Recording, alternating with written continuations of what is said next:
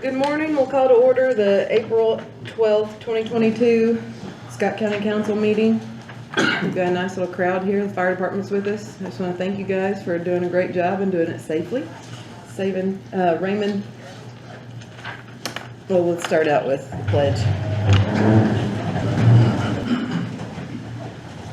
Allegiance to the flag of the United States of America and to the republic for which it stands, one nation, under God, indivisible, with liberty and justice for all.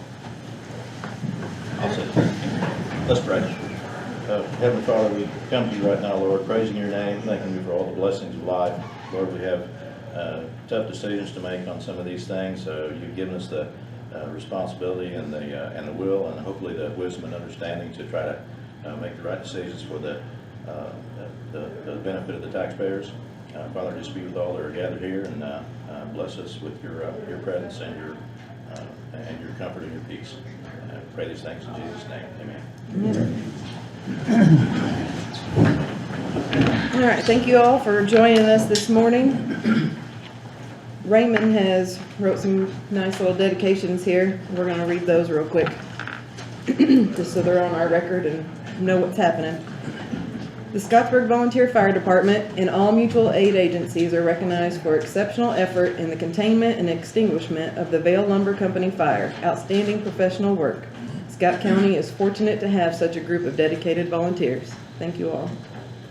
As part of National Telecommunication Week, the Scott County Dispatch Center and personnel are recognized for their dedicated work day after day, 365 days a year. This dispatch center and personnel are vital for the safety of our citizens and are very much appreciated. An organization known as Kentuckiana Crime Stoppers has recognized the citizens of Scott County as having partnered with the Scott County Sheriff's Office to create a community-oriented policing model for other agencies across the United States to follow to ensure a safe and secure community. This information is taken, in part, from a plaque and citation presented to the Scott County Sheriff by Kentuckiana Crime Stoppers. The citizens of Scott County, all of us, are hereby commended for our efforts to make our county a better place. Thank you, Raymond. Very nice. I move that these comments be included in the minutes of this meeting.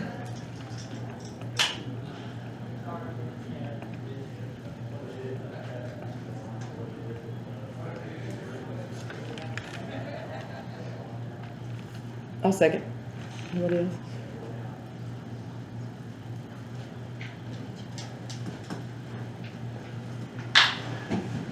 All in favor?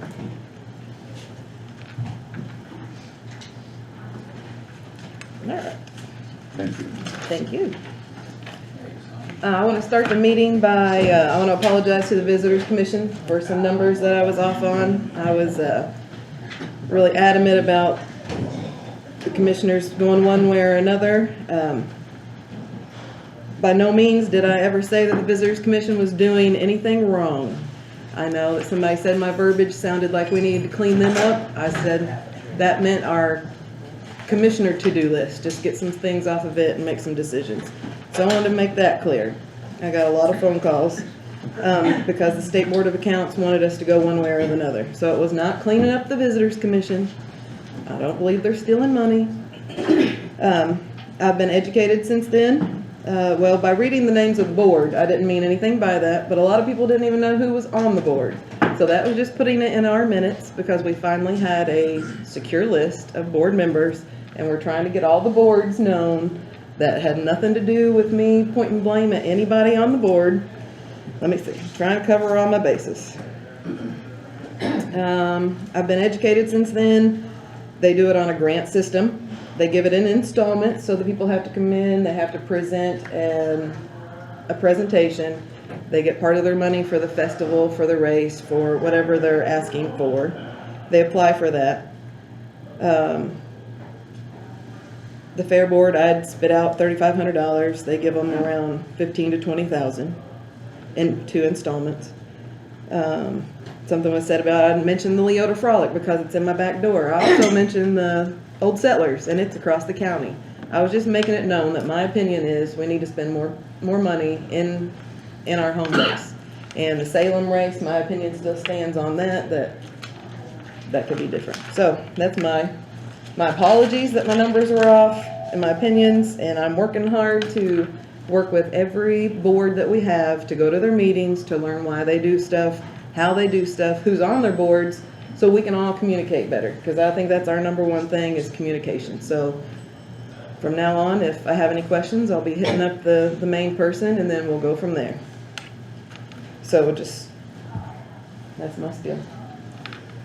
We'll get on to the agenda now. You said she's...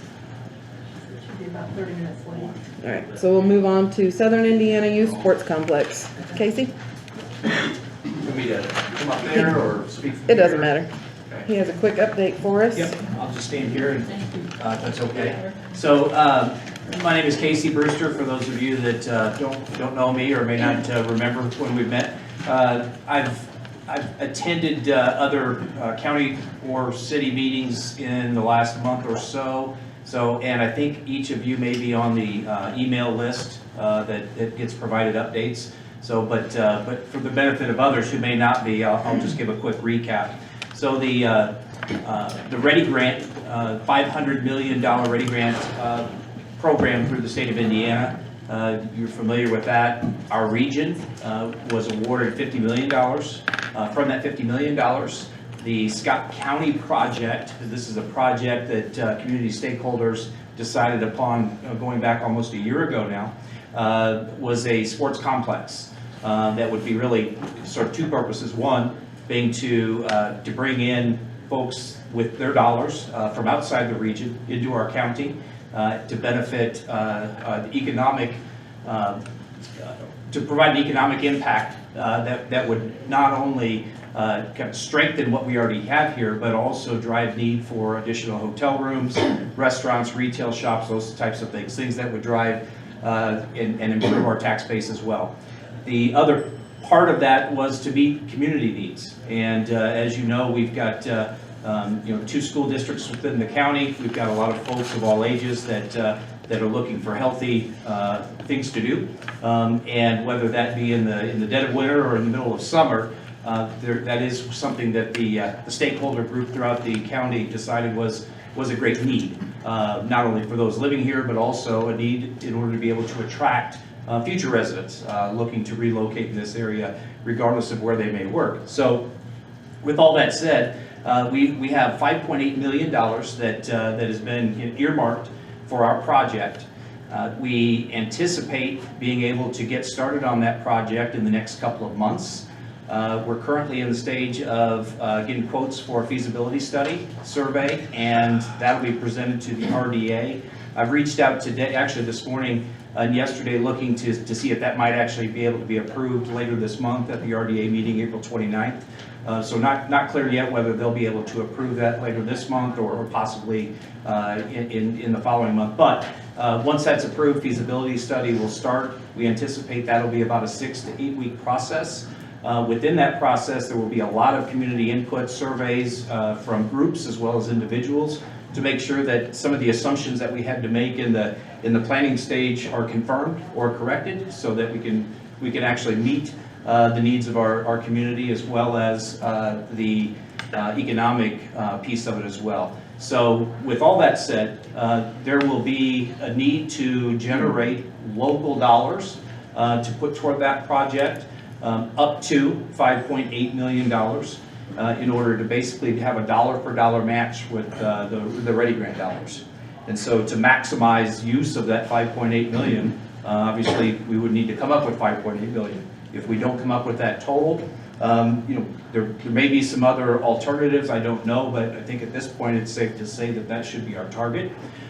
Scott County School District 2, full transparency, I'm employed by Scott County School District 2, but Scott County School District 2 is eager to support financially, as well as any other way they possibly can, this project for obvious reasons. Our purpose for the school is to support families and students in our community for their overall well-being, and so there will be a lot of programming that we would like to see in that sports complex. In addition to that, the city of Scottsburg, we've met with them. they're very supportive of it. It's not yet determined exactly how they would support that financially. The same question would be posed to this group, not looking for an answer today, but at some point in the next couple of months would look to try to come up with a firm answer as far as how much financially the council and commissioners would be agreeable to support this project. And we wouldn't ask for that specific number or commitment until after the completion of that feasibility study, because in part, that's going to provide a lot of the answers that we just simply don't have. We have a lot of assumptions that we had to make in order to get this point, but that feasibility study will fill in the blanks for us and answer questions about kind of operational questions as far as who's going to be in charge, how is it going to be maintained, how are we going to ensure that it's sustainable, that we're not going to end up with a rundown building that's sitting empty that we once were all very proud of. That can't happen. We don't want that to happen, and so we need to make sure that we have everything in place in advance to ensure that that doesn't happen. So Scott County School District 1, of course, in Austin, they're eager to be a part of it. They're limited financially, and so so that becomes a little bit of an obstacle. However, we do anticipate that this being rolled out in stages, starting with the indoor facility, that would be able to then start producing revenue, year-round, but much sooner than an outdoor facility. But Scott County School District 1, City of Austin, had communication with a council person and someone within the district. They know that I'd be happy to come meet with their board. They're involved in any conversations, meetings. They're still included in that process, even though that at this point it doesn't seem to be a financial stake that they can make or a commitment that they can make. But it is continuing to be a county-wide project. And so there's a very brief, quick summary. And so if you have any questions, I'd be happy to try to answer those today. If not, next step would be to watch for communication, and we'll reach out to each of the agencies, government bodies, to make sure that you're involved in that feasibility study and survey as well, so that you remain engaged in that process. Is Scott 2 still doing the land, giving the land? Is that part of the 5.8 million, or is that? So our school board, yes, is supportive of providing the property for the facility. Whether we've got a couple of different options there, one being within the city limits of Scottsburg, another one being outside of the city limits of Scottsburg, but still within the county. But again, making assumptions that that will be confirmed in the next couple of months, whether or not either one of those is the ideal location, or if one of them is, which one, and for what reasons, so that we all kind of go in with eyes wide open. But certainly we do have property that the school district has verbalized that they'll be supportive of providing for this use. But would that be part of the 5.8 million? It would not be part of the, no, it would not. The school district would also be looking to provide financial support in real dollars, because the 5.8 million that we'd be looking to get from local match would be real dollars that would be used to build, to construct. Okay, thank you. Okay, any questions? Are we talking about all inside sports complex or the? Yeah, yes, good question. The first phase, that is correct. But ultimately, we're looking at, and we don't know what type of future funding will be offered, whether it be grants or otherwise. We anticipate there being some additional dollars down the road, at least the state has hinted at that. But for now, the first part of the project is the indoor facility that, as I said, because one of the big reasons why we would do that is because we can begin generating revenue faster, and that can generate revenue year-round to then be able to support, because the outdoor facility will likely be as much, if not more expensive than the indoor facility is. There's just a lot of space, a lot of asphalt, a lot of site work to be done on that outdoor facility, and it just is, it's not cheap. But yes, the indoor facility to start with, and then in a future phase, the outdoor facility. Anybody else? Eric, you don't have any questions?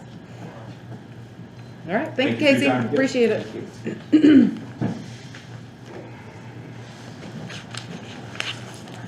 Go ahead. Usually you open up if somebody has a question or comment before the meeting.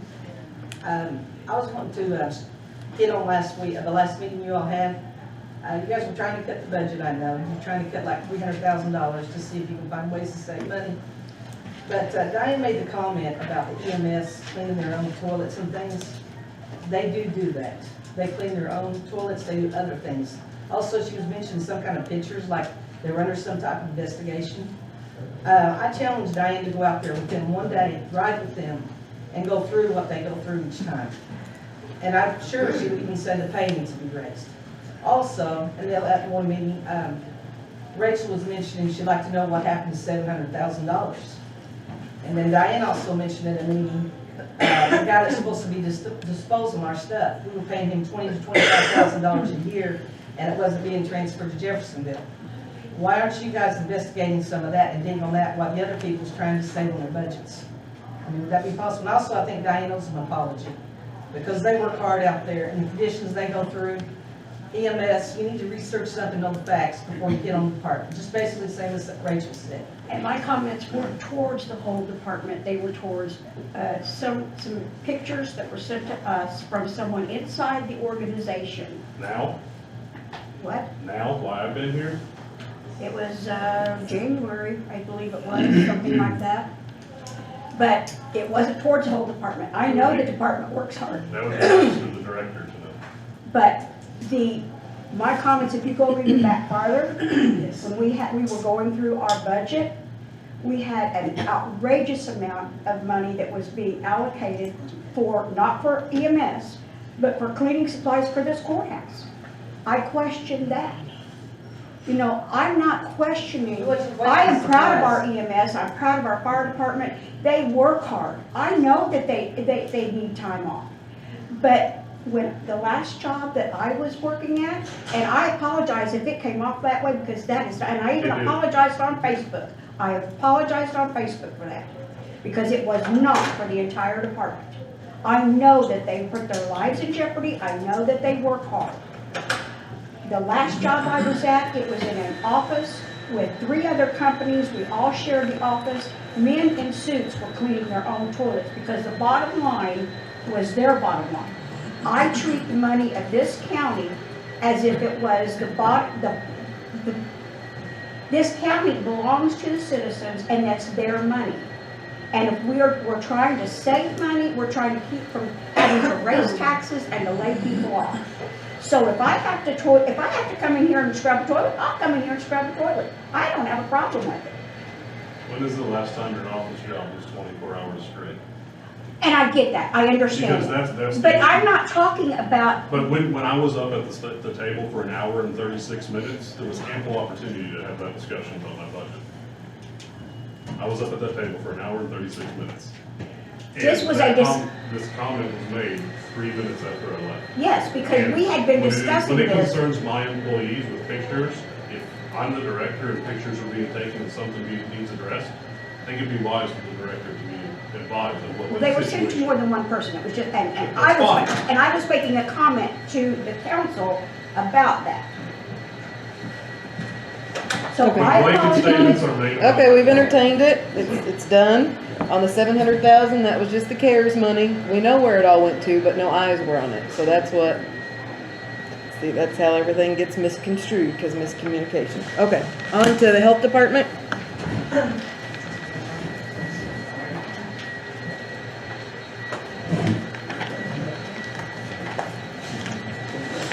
Good morning, ma'am. How are you guys? Wonderful. Are you popping yet? Not yet. Next week. Oh, no. I just have a couple grant applications that the commissioners approved at their. Ask her to wait for vacuuming. Anyway, They can hear you. okay. Just a couple grant applications that the commissioners approved last week. So, do you guys like to do them individually or all together? Do you want to do the grant applications individually or all together? They did them together. I guess Yeah. we can do them The together. Okay. end result's gonna be the same. Okay. So the first one's just one for $1,000. If we complete our annual survey, which we've done, we'll get $1,000 up front.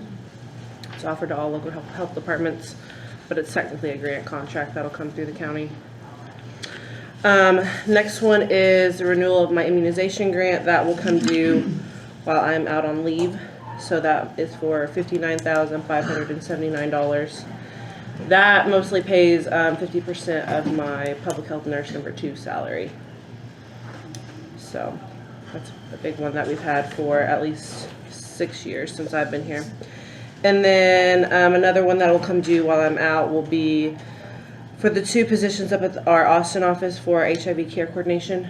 It's $105,000. The immunization grant and the HIV grant are reimbursable. And then the $1,000 survey grants advanced up front. And you're asking permission to apply. Public health nurse, that's the one that the other part comes out of the last payment of hospital reserve, right? No, we're done with that. Hospital reserve is done. It's out of health department budget. Okay, good deal. That changed this year, right? Yeah, I got a question. Can you start over again? I wasn't in here. Yes, sure. I'm just kidding, that's Okay. fine. I'm just kidding. So you're asking for your grants, I mean, are they all county? Reimbursed. Yeah, so no match, nothing like that. Do I have a motion to approve? So moved. Raymond, I second. Diane, second. All in favor? 6-0. Thank you, ma'am. You okay? Yes. Good. I'm glad. So they are available. They are available, yes. 4th shots are available. 4 shots are available. Mondays and Fridays. Mondays and Fridays. Not this Friday, though. Nobody will be there. Yeah, okay. Thank you for Thank you, fighting for guys. the free money, dear. You're welcome. Good luck. Thank you. Scott County Board of Commissioners rental proceeds agreement. Proceeds fund additional appropriation request. That was $15,000 that was requested for the vehicle transfer purchase. There's Nick. And Mike. Then I'll speak to that, the $15,000 in your rental proceeds fund, Oh, the additional. yeah, I'll talk to it. This is back to the car for EMS. The Durango purchase for EMS to transfer, and then EMS in turn is going to transfer 2 of their pickup trucks, which one of them's a 3/4 ton, the other was a 1/2 ton. They're going to transfer them to the highway department. So the highway department has a better use of them, since at the time they could not find a pickup truck during the, I guess, COVID, when trucks were scarce and then the price went sky high. So we worked out a deal with EMS and County Highway where if we can purchase 1 vehicle for EMS, they were going to give the highway department the 2 trucks, so it'd be better utilized for that department. So we're going to the commissioners, we're going to take it out of our fund, which is a fund that we had set up with the rentals from the parking rental for Venture Trucking Company, and we're also using that to mow some properties the county has as well. So that's the whole riff. The EMS will get a new vehicle, and they're in turn going to turn 2 vehicles over to the highway department. So that's it. What specifically is the council, what's the question before the council? What are we, what's the question for us? Just to approve the money to move out of the commissioner's fund. Approve what? Approve the monies to buy the Durango out of the commissioner's fund. Of the rental. Commissioners have a set Understand that, aside okay, fund. okay. So is this gonna equal out on both departments? Then your budget, I don't Actually, think we have to, but I quite don't know. honestly, I think the highway department's gonna come out ahead. Well, with the auction money, could we not take that and kind of level it out between, and then you guys will still have that money to do anything with I don't know what you're talking about, auction money, what auction money? at the highway department? Well, Kevin came at our last committee meeting, he's looking at building a building and using the auction money for that building that he's, wanting to construct. That building had a wash bay, salt area that holds the salt for the county and Yeah, the area will contain a new wash bay, which, will be utilized to clean the trucks out, tracks out of the machines. It will have a new steam jetty in it. It's just an opportunity for the county to build something that probably would never would have if it wasn't for the auction funds. It'll also have storage for the cinders, have storage for the salt, brine system. Just brings us up to date a little bit. I think it's a good opportunity to do that. Well, what we're gonna have to ask everybody right now is if it's emergent. Are our old buildings doing the trick for right now? Next year, I'm gonna reiterate this, next year is gonna be really ugly. I think you can look at the multiple $1 million of equipment that's at the highway department. And, you know, if we're using salt, if we're using brine, asphalt, oils, we have no good way to wash equipment, take care of the multiple $1 million equipment that's there, to try to make that last longer. So, yeah, I mean, I believe. I'm just throwing it all out there. I'm just throwing it out. Plus, the highway department's doing a lot of the work. They're gonna have somebody skin the building, and then they're gonna do finished work.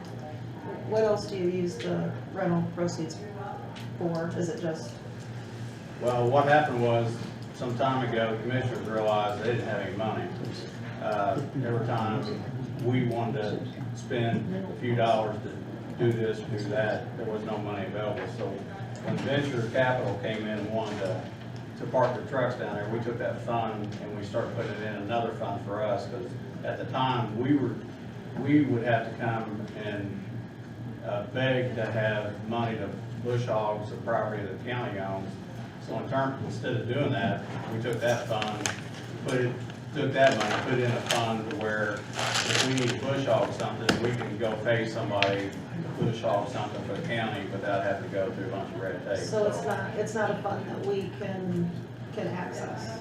Well, Well, I have a motion to- That's the only thing that is. I motion to use, to let them use it for the EMS truck. I'll second. All right. Lindy motions that the 15,000 come from the rental proceeds, and Ab second. All in favor? 6-0. Let's move on. I'm not against it. I'm just trying to go all avenues.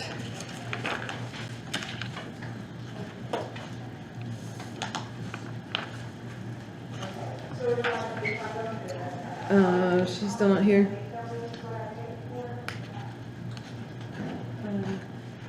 Abigail? I don't see anybody new. All right. Salary ordinance amendment, EMS deputy director position, administrative assistant, and training officer salary.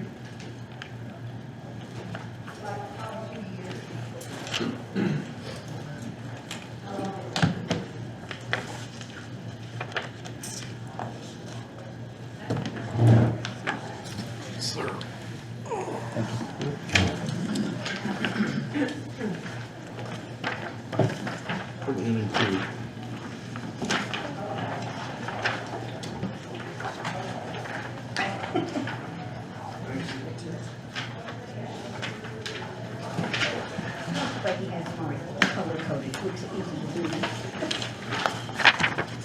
It's all right, you need to eat that out you.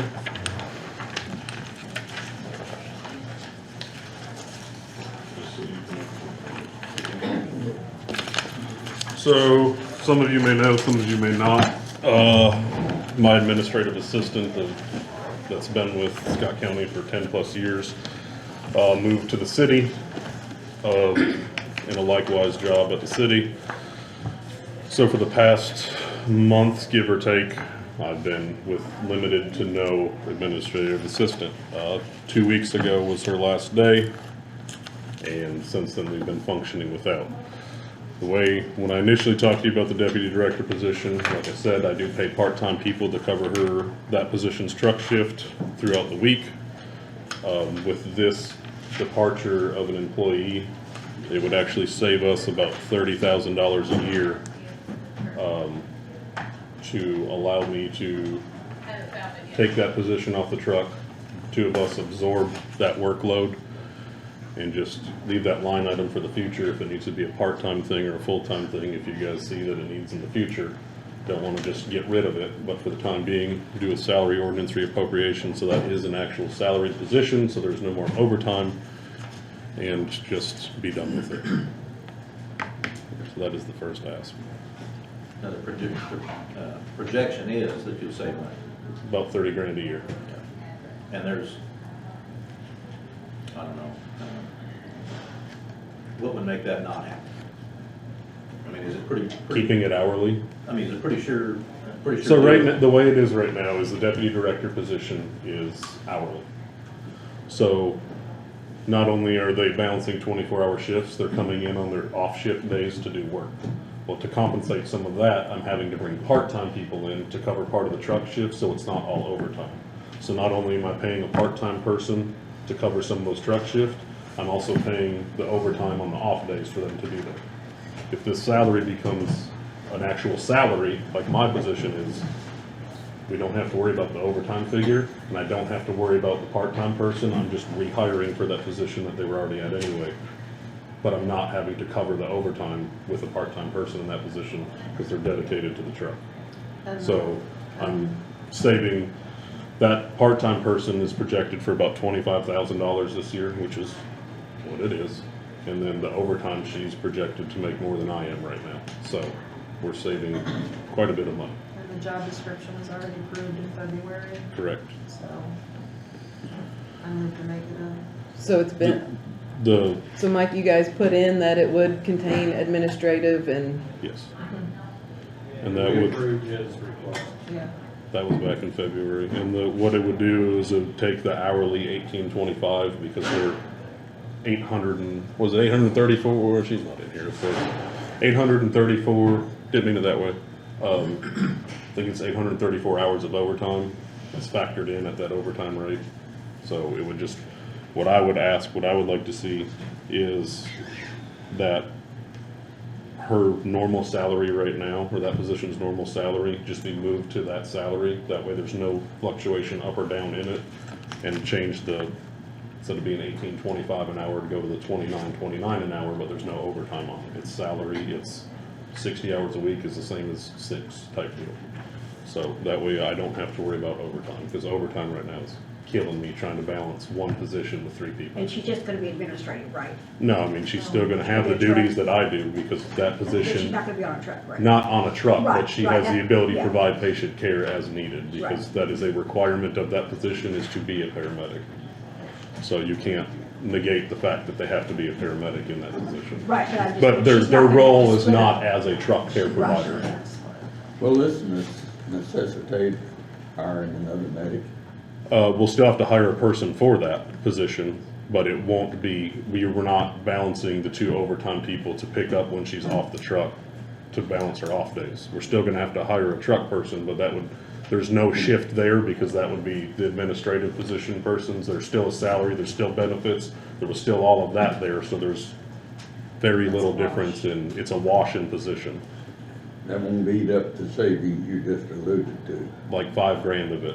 Like, there could be the potential for $5 grand of that to be eaten in there, depending on overtime and stuff, but we're not eating up $30,000+ of overtime, no. Okay. Because Pat's salary was 40, right at 40, I think. An EMT's at 43 and a paramedic's at 50. So even if I have, which it is a paramedic position, I'm still saving $30,000 a year out of But that. you will hire another person. Yes, I have to. That's what I thought. Yeah, but it's not an additional person, because the benefits, the perf and all that stuff was already slated to be there for the administrative position. I guess that's the next question I'll get to, about the benefit. Yeah, The there was- benefits will all average out. Correct. As a net savings. Correct.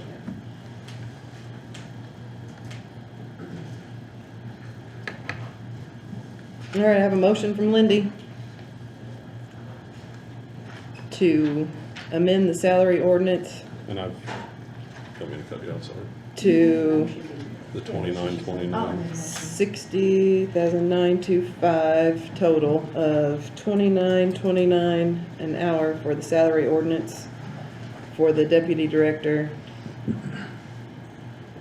slash ad, well, and then drop the admin I would like to hold the spot. I would like to leave that line item, just transfer the money that's left in that line item to the deputy director's line item. That way, in the future, if a part-time position or you decide to go back to it, you don't have to go through that whole rigmarole. Zero it out and just.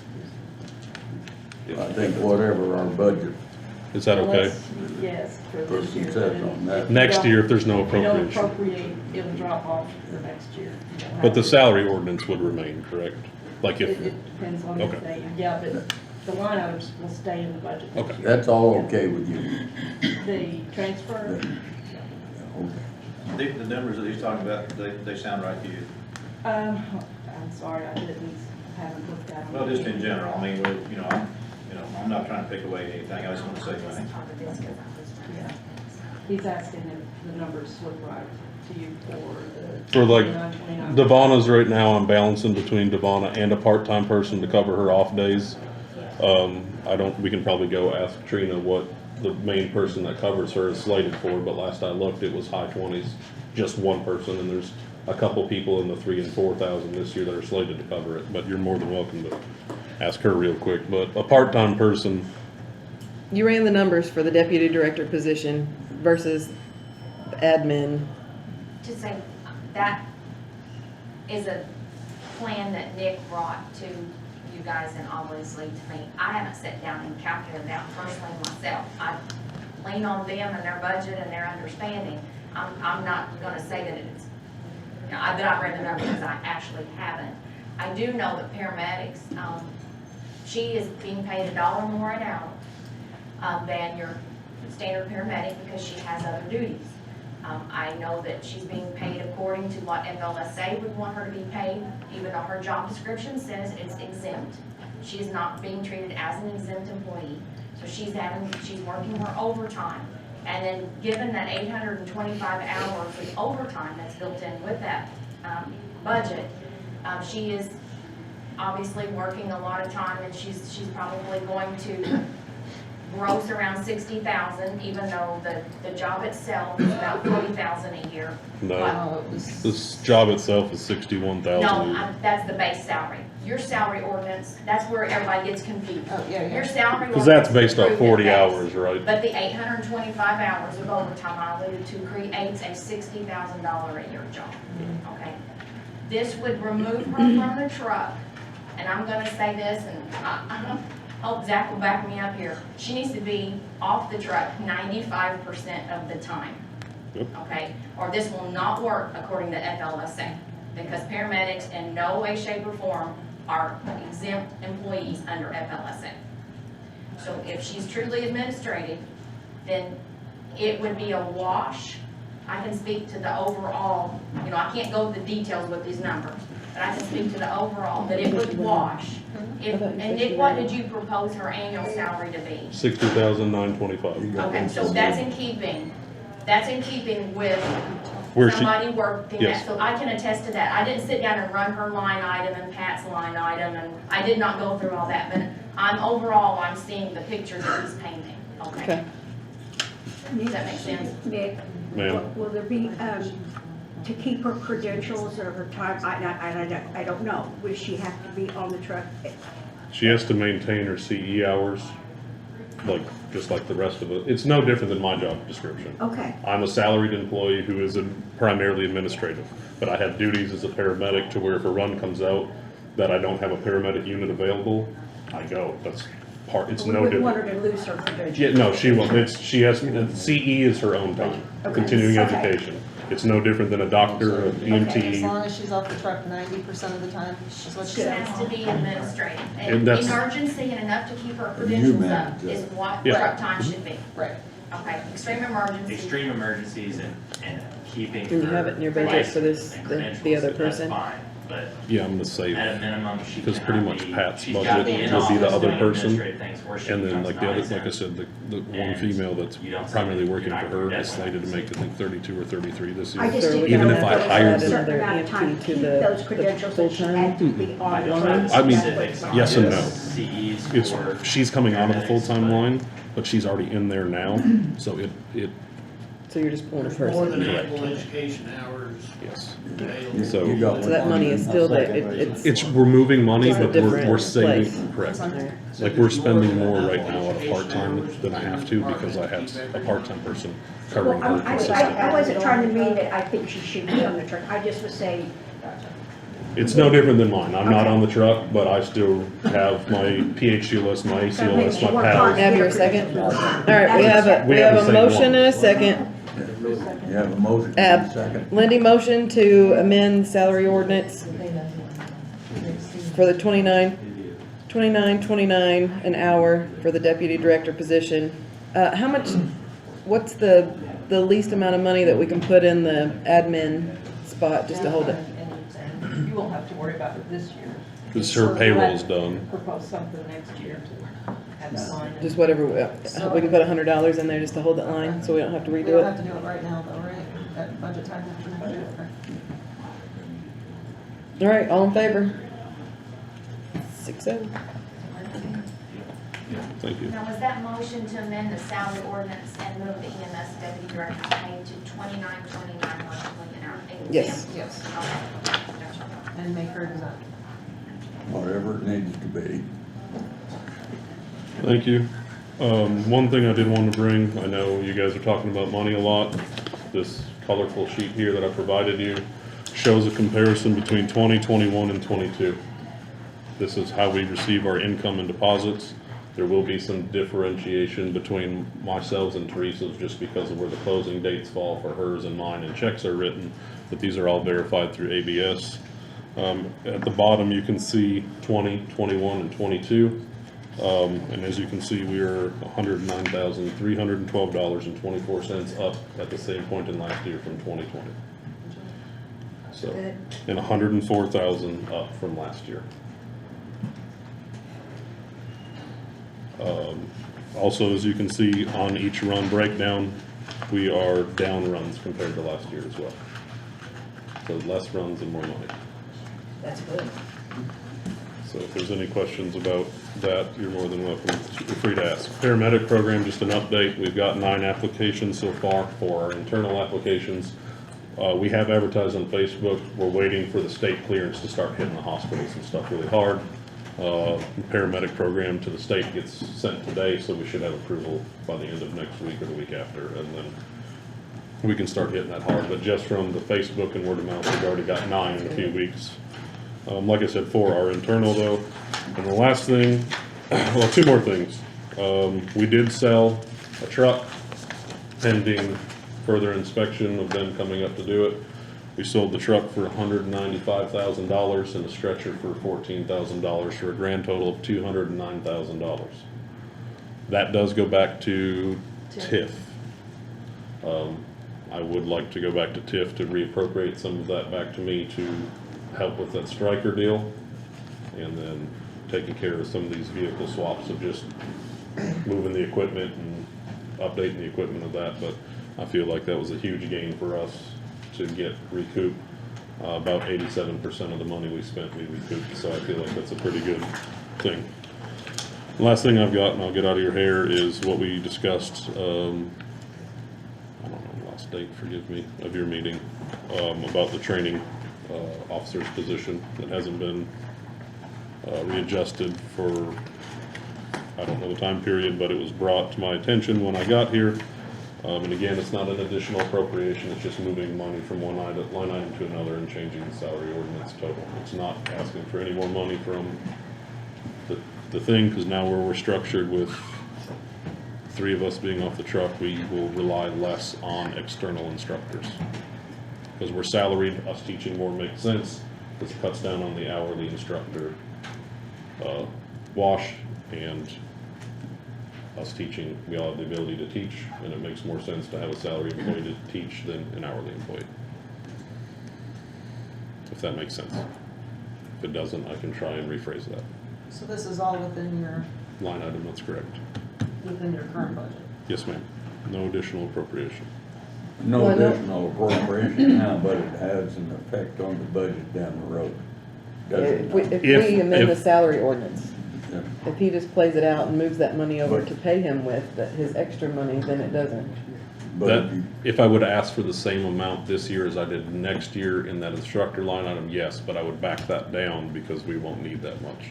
It'd be essentially what I'm doing now would carry over to next year. It'd be the same money, just different line items. So you're keeping it within your budget? Correct.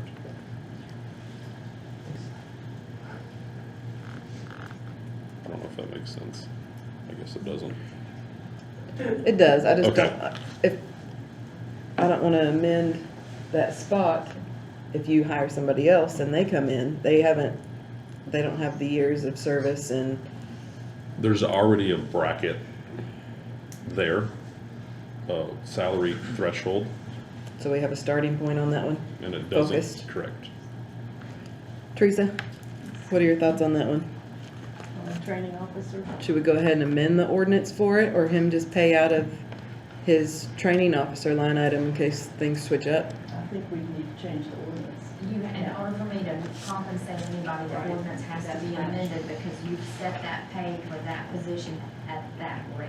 But if he left or whatever and I had to hire someone new, I could have readdressed the hourly rate before hiring that Ask them to amend it again. down, back down, or whatever accordingly.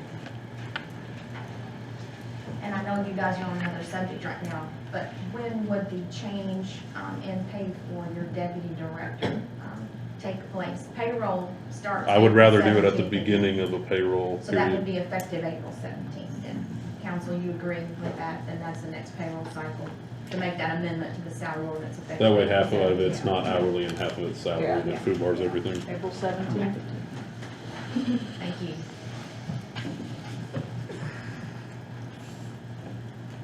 Well, I got two comments. I don't mean to be harsh or anything, but we're trying to save money. What Raymond said is true. It's going to affect the budget next year. How? Well, here's how, in my opinion. You're going to come in next year, you're going to ask for more than you have this year. Everybody always comes in and asks for more than they did last year. I don't care how good things are. And so that additional there, not additional according to the budget paperwork, but it's additional expense, will be tacked on to what we have already given EMS up to this point. So, I disagree with you because I have a paramedic program, which many of the instructors are. Just like right now, you can look, I urge you to pull what my line item expense has been under the instructors. It's less than $1,000 because myself and him are teaching every class. So I urge you to pull that line item. You will see that there is less than $1,000 spent out of that line item, and for a reason. So I do not agree with that comment, but I respect it. thank you. Move to approve. I have a motion from Ab to amend the salary ordinance. Oh crap, I don't even have the numbers. Teresa, do you have the numbers in front? Oh, that's Sorry, I guess I can just flip here, so that make more sense. To 2463. Training officer position on the salary ordinance to $24.63 an hour, which is covered in the It'd be a the instructor line item that will decrease next year, and then this one will increase. correct. Sound great? That is correct. Do I have a second? Lindy, second. All in favor? 5. All opposed? Thank you, Eric. Long range. All right, do we need to say when that's? Same time if it's possible. April 17th. We good with you, Tammy? That's good, I got it. And it, Thank you. and just, I want to make sure I'm clear, and it will not it'll be the same for next year out of the line item as it would be this year, correct? Next year, I'm gonna have to appropriate that money more to that line item, but the line item I'm transferring it from will go down. Okay. So, same money, different lines. Okay. That's all I have. Any questions, concerns, comments for me? I was gonna do this at the end of our meeting, but since you're sitting here, I'll bring it up. Okay. Newborn safety box. This comes to me from the Gulfport, newspaper from Gulfport, Mississippi, right on the Gulf Coast. My daughter sent it to me. And it's information about a baby box that's installed in Carmel, Indiana. But it was published on the Gulf Coast. I thought that was interesting. And a baby was voluntarily, safely surrendered, this is just last week, safely surrendered in a baby box last week in Indiana. What I found interesting was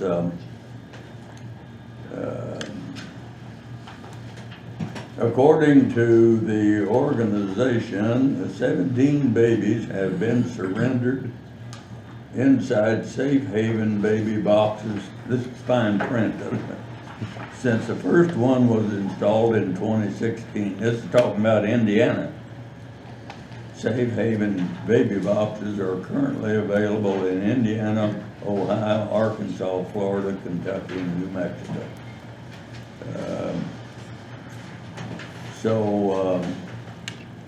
Let me see, I thought it said in here where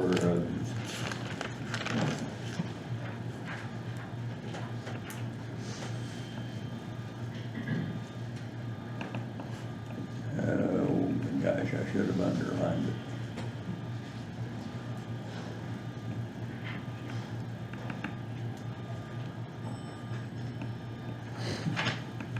I think there's 17, I can't find it here now, 17 boxes in Indiana. And so I just mentioned that you can give them a brief, quick update on where we stand on our safe baby box at Scott County EMS. We have all the equipment, we have the box, we have install stuff. We had to revise a location from the initial plan because the initial plan was gonna put it within like 6 inches of a main circuit box in the station, and obviously you can't do that. So we had to find a revised plan, and then as soon as I can get a week that I can cut a hole in my building, we'll get working on it. But this rain's really, I can't cut a hole in my building and let all the rain. So as soon as we can get some clear air and sunny skies, we'll be working on that. We have additional fund for the install of it. We have to pay for the material. The contractor is donating his time for the install, so we have to pay for the cement, the concrete, and the wood and stuff like that. He's donating his time to install it. As soon as we can get a clear week or two, we'll get working on it. But right now, the weather, and because the weather's holding back his jobs that he was working on prior, so it's just been a goose chase on that. But we have it in our building. We've got it. We're just waiting on the ability to put it in. And it's done with donations. Correct. Done with donations. Everything has been feeded by donations. So. Okay, I just wanted to Yes, point sir. that out while you were here. Thank you, ma'am. Anything you guys need from me? It would be nice if we could get it done for us to have. I plan on having an open house. Yeah, have an open house, that'd be great. Thank you for everything. Appreciate you guys. Thank you, Nick. Thank you, guys. I'm trying to hear now how many it said there are in Indiana. Still nothing?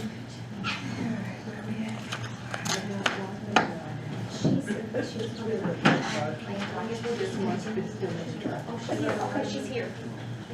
Oh, I'm sorry, I'm here. Oh.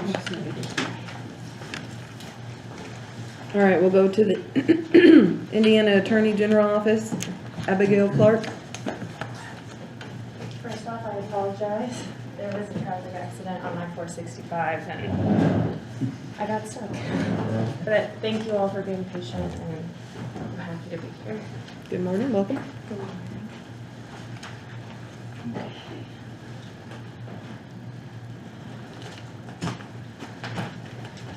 Just give me one. Okay.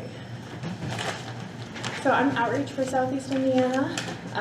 This is one of the areas that I'm responsible for. So what I do is I meet like with community meetings like this, government meetings, and I just let you all know about our office, and I'm your resource. So if you have any questions or need even a liaison for other agencies in the Indiana state government, I'm more than happy to help. But mainly for the Indiana Attorney General's office, of course. So here's my business card. So as your Indiana Attorney General, Todd Arquita works to protect your rights to live your life in an environment free from deceptive and predatory business practices, where your unclaimed assets are returned to you as quickly as possible, where your tax dollars are protected from Medicaid fraud, where our businesses are protected from cyber fraud. Fraud hurts all our citizens, from our elderly citizens who have lived and served their community and country, to our businesses on which we depend on for jobs and economic opportunity. So what does this mean? Well, we have our Consumer Protection Division. This is one of the areas in which the Attorney General's office provides services directly to constituents. We are not anyone's private attorney, but we do protect people in other ways. So in 2020, our Consumer Protection Division received approximately 20,000 calls and opened approximately 14,500 complaints. And when it means open, I mean we go in and investigate an instance of fraud, and we can then take prosecutorial actions as needed. So when do we take action? Well, we protect users that once we get those calls or once we get that complaint raised, we open an investigation and we take legal action when there are violations of the Deceptive and Predatory Consumer Sales Act, state and federal privacy laws, and other consumer-related statutes. We also take a preventative approach, so this is where our RCITA review is exceptionally important. In our RCITA review, if you sign up, we often have press releases of current ongoing scams. So currently we had a home title scam that I was made aware of by a member of county government. She said that people were sending out a very official looking letter saying you have to pay $90 to get your home title. Well, if you go to your assessor's office, if you go to your government, it's $1 to get that home title. So I've been working with them on making sure that they have our press release that we created, as well as any materials that we can do to better let the community know, no, you do not need to pay $90, it's only $1. And making sure that that money, should we be able to investigate those people and be able to find them, is returned to Hoosiers as well. And that's where our data privacy comes into play. Common like online scams, we have a lot of office literature to provide that helps you to prevent a data breach, but also we help people after a data breach happens. Well, what are your responsibilities? Something we offer. I can come in and give talks to groups about how to better protect yourself. And that's a resource that we offer. Basically, in a case of fraud, our office will come in, step in, and investigate. We have our Medicaid Fraud Control Unit. Not a lot of people know about this. This is on the provider end, so if a provider frauds a Medicaid recipient, we will step in and investigate. We have our licensing division in which we can remove someone's license if they're a bad practice. Or we can also get restitution, which will go back to Medicaid. Your tax-paying dollars go to Medicaid. It's a big program. So that's something we offer. Some statistics on that is from 2009 to 2020, our investigations led to 360 criminal convictions and more than $350 million in recoveries back to Hoosiers. We have our advisory division, which will be very important for you all now that legislature has closed. With these new laws, you can actually ask your state legislator to ask for an advisory opinion from us. This is when we will take Indiana state law and we'll give you an opinion. It's not legally binding and we can't be anyone's personal attorney, but it's something we offer government groups to make sure that, number one, you're aware of what that law means, especially when it comes to us being the chief legal officer. And finally, we have our unclaimed property division. I absolutely love this one. We are the only state it's housed in our office. We return more than $39,284,882 to people in unclaimed property. What is unclaimed property? It's any financial asset with no activity by the owner for 3 years. It'll go to our division, so it could be maybe you moved and you have overpaid on your heating bill and they want to return that cash. Or maybe you have various paychecks. Some people lose paychecks. It's any financial asset that's needed to return to you that hasn't been able to. Sits with us for 25 years. If you do not claim that money, it goes to the state's general fund. So of course, we want you all to get your money back. At the Indiana State Fair, we had a man get $14,000 in unclaimed property back. So it's usually not super small sums. Sometimes it's a B&B fee that's 50 cents, but you should still get your money back, right? Yeah, so definitely sign up for our Key to View. I have my business cards. If you have any questions, please ask them. I'm happy to answer. If you have any questions in the future, of course, reach out at any time. Again, I apologize for being late. Thank you for that. Yeah, of course. As outreach, I like to go to community events and go to community groups and just spread the word about all these resources we provide. A lot of people don't know they have these protections. So making sure they're aware is my job. Thank you very much. Of course. Thank you. Thank you.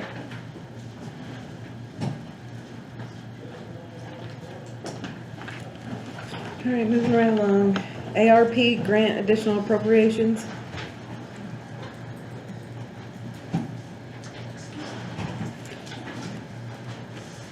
Do you want to go in this order? Bridge number 105.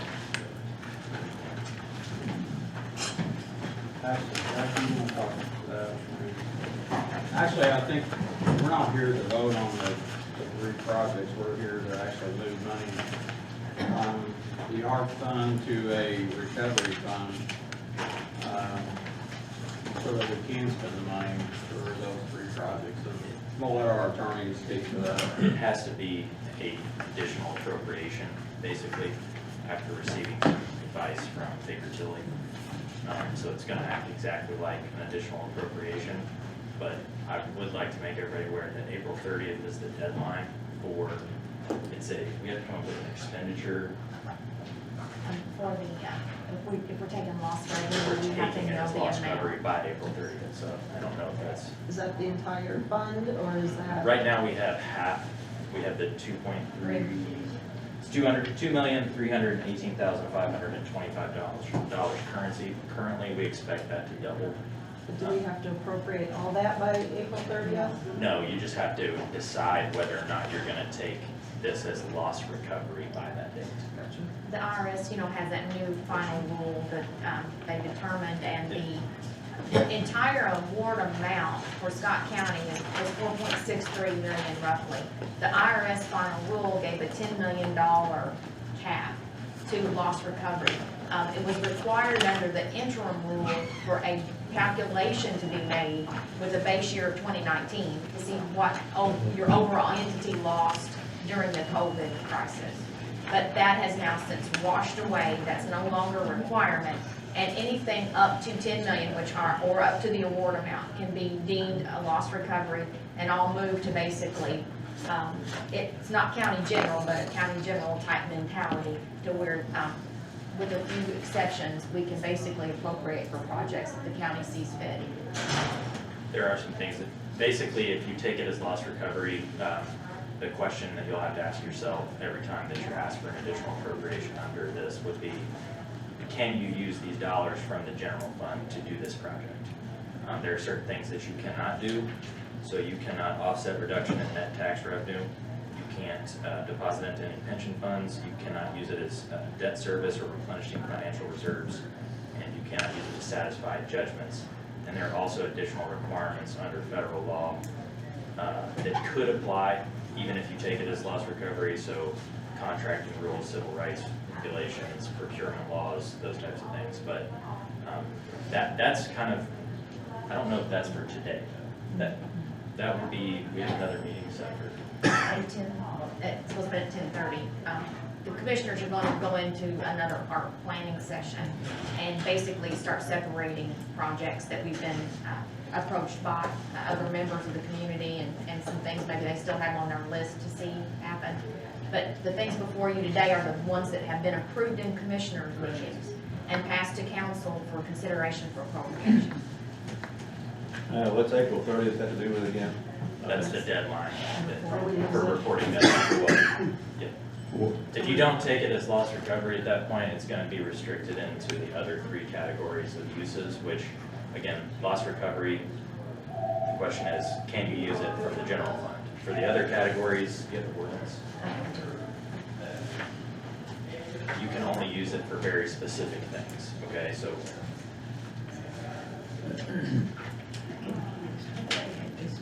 Well, my comment to that is, don't bring stuff before us that we can't approve. I'm not asking you to not. Just don't bring it before us.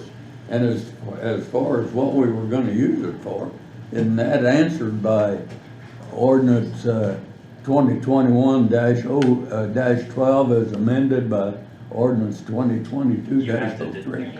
You approved 4 different categories, so again, section A under that ordinance deals with the loss recovery, taking it as loss recovery. B deals with responding to the public health emergency. I'm looking at it there, yes. Okay, so you see A, B, C, D, right? I'm sorry, yes, ABC, yes. Okay, so if you don't take it as loss recovery by April 30th, you would be restricted into B, C, D categories of what you can use ARPA money for. I'm not putting anything in front of you that you don't have the authority to act on. I'm talking about in the future, just down the road. Well, but I would suggest that if you don't take it as, if you take it as loss recovery, it kind of opens up the window of things that you can spend this money on. If you don't, by April 30th, you are restricted to those other 3 categories. So the first thing that you're asking us to do is to approve it, the 2.2,318,000, right? To move to loss recovery.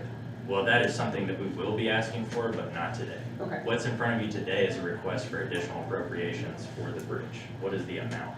Do we have the amount for the bridge? I thought it's 1.3. 1.3. The amount was 1,300,000, according to what I'm looking at. It'd be kind of simultaneously, you'd be taking it as loss recovery and appropriating, making a motion for an additional appropriation to use that specified amount for the bridge. What is the timeline that the bridge has to be, that we have to notify the engineers and contractors? How much longer do we have on that? Do you mean as far as actual, before they put it out to bid to work on it? No, I mean, We already ordered the material for the bridge. The problem with it is it's probably would have been a federal aid type bridge, but it should have been started several years ago. So now we're kind of to the point where, you know, we don't take a construction guy or an engineer to go in there and look at it and see it's falling apart. So, I mean, we're at crunch time. It needs to be done this year, get it out for bid this spring, and then it's kind of up to the contractors for when they can get in there and get it done. so if we, like in in the commissioner's plan, if they allocate, I'm just thinking we need to hold on to this money as long as we can. So if we allocate it in their plan, that this 1.5,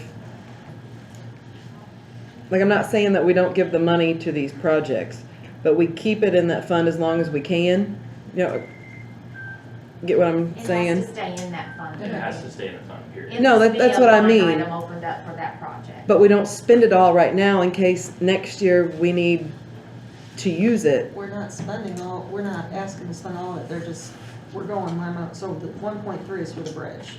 And that's all that we're doing right now, right? And then we're gonna go to, 1.5, and then we're gonna go to the Paving, which is and 19,000. then we're gonna go to the 911. So right now, we're just looking at the bridge. 530. Right now, we're just looking at the bridge, at the 1.3, to move it to loss recovery and simultaneously approve that use for the bridge. That's what I'm saying though.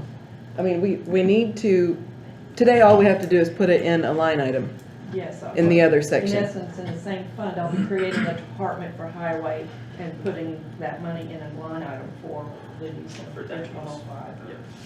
And the expenditures on this will be over a course of time, because once that's earmarked, so to speak, and allocated for that project, my understanding is that you'll be getting incremental bills on the steel as it comes forth. And then there's a whole letting process for the contracting side, which again will be in installments, and then the final public retainer, retainage, you know, so it's gonna be. So we have to earmarked. give it to the different departments today. What, do you have to? This request is just for. I Just to move it by April 30th so we don't lose it. No, April 30th is and I apologize for, April 30th has to do with deciding to take everything As loss. as loss recovery. That's a separate deal. We will be back to discuss that at a different meeting. I just wanted to address maybe a little bit of confusion about what we were asking today, which is a standard additional appropriation request is what is required. But we will be also for that amount only, not the total, 2.3 that's currently there and the 4.6 that will eventually be there. We're not asking that all that be allocated as loss recovery at this time. We're just asking for that amount. The 1.5. That's correct. What happens, April 30th goes by and we don't do anything, then what happens? Then you can only use it for. Not the bridge? Not the bridge. Can't use it for bridge after April 30th. Well, I just misplaced that. So we can't just move the 2.3 counted as loss like we're gonna do anyway, and then put it in an ARP fund. It has to stay in the Just- fund that it's. Yeah, it's gonna stay in the That's fund. state mandated. Then we create departments like general fund has all the departments. As you do additional appropriations, we create a budget for that department in that fund, like general, auditor, treasurer. Move to approve. You're creating Well, like a I- line item yeah. essentially in the budget where you can spend the allocated money, Well, I don't, or in that. I agree with keeping it as long as we can, but I don't think that the bridge and the paving and the 911 are all things that we can wait on. I think these are things that need to be done, so let's approve the 1.5, right? 1.5. 1.5 million as loss recovery for the bridge. And approve an additional appropriation. And approve it, that's, So you're doing both, lost revenue and additional. that's my motion. I'm sorry, I took it from you. That's all I'm right. sorry. That's all right. I hope they got it figured out. So you think? Yes. I thought the bridge was 1.3. I don't get the 1.5, but that's okay. Let me Everybody that clarify knows that. knows. I We, don't know. we asked for 1.5, but the contractor, or actually, the engineering group told us that it could cost 1.3 or less. So we want to be on the uptick of knowing, hey, it could cost this, because that was the initial thought. Then, as I walked in the meeting that night, they came back and said, we're looking at 1.3 or less, and we're hoping for less. I'm putting my trust in you. Handle it. Well, we'd be out there on the hard. Handle it.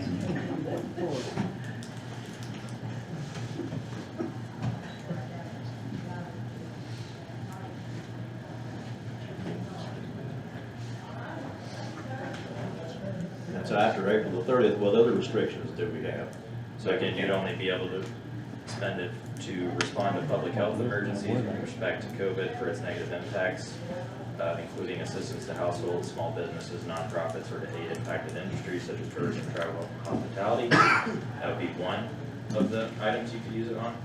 Then it would be respond to workers performing essential work during COVID, public health emergency by providing premium pay to eligible works of the metropolitan city, non-entitlement unit of a local government or county that are performing such essential work, or by providing grants to eligible employers that have eligible workers to perform essential work. That would be essential work. Okay. It says therefore, be it ordained by the county commissioners of Scott County, and at the end of that these things take place. You're talking about at the end. I mean, that's the whole, I mean, this is. Yeah, you still have, I'm just saying, you still have to go through the additional appropriations. Well, I know, but what I'm getting at is, this is the commissioner's law, this is not, I mean, this is done by the county commissioners, why did the county commissioners decide to do it that way? And Why did they decide to adopt those restrictions? Yeah. Because they're required by federal law.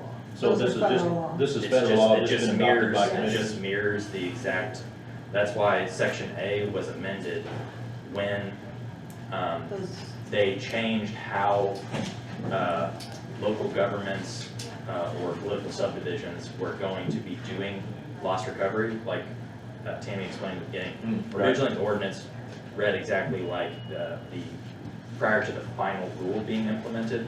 It read something like you had to go in and calculate basically what your net revenue loss was based on prior years in order to determine what you could take as loss recovery. The final rule says that if you receive less than $10 million, you're allowed to allocate all of it to loss recovery. So yes, that ordinance just mirrors the final rule that you can spend these money. And that's a commissioner's board decision. Yeah. That plan is the commissioners. The appropriations is the council. And they're required to do it. Yeah. They're required to do it. By approving this, we don't have to worry about the deadline. Right, the April 30th deadline. All right, I have a motion by Lindy. Do I have a second? We do need to You need work a second. together. Is it just the 1.5 that we're moving? Right Second. now. Right now. Then we're gonna look at paving, and then we're gonna look at 911. All right. Do I have a second? Second. All right, Moshi. We'll just put Lindy and Moshi on. Lindy motioned to You're take, emotional. to take as a loss recovery and make additional from the 2.318525 money we have now, the 1.5 million to a line item for the highway department. Did I cover everything? Good enough? All right. Raymond seconded. Yeah, I'm trying to be quiet, but I'm gonna say no. All right, we have a motion and a second. What do you need? You know, I know we've got this right here in front of us today, which is fine, but we've also got all of the ARPA money that's gonna be here now and in the future. The gentleman just talked about the sports complex money. That's gonna come into play possibly someday. So that all needs to be considered. I don't know if everybody's thinking about it or not. I guess they are. That still can be used under C, D, and E for the next part. Not if it's spent, though. If it's spent, we can't use it. So whatever we spend out of here for the three things that we're looking at today, will not be able to go on anything else. I mean, it's spent. It may not be gone today, but it's gonna be spent. And so that just needs to be considered, in my opinion. So I just want to throw that.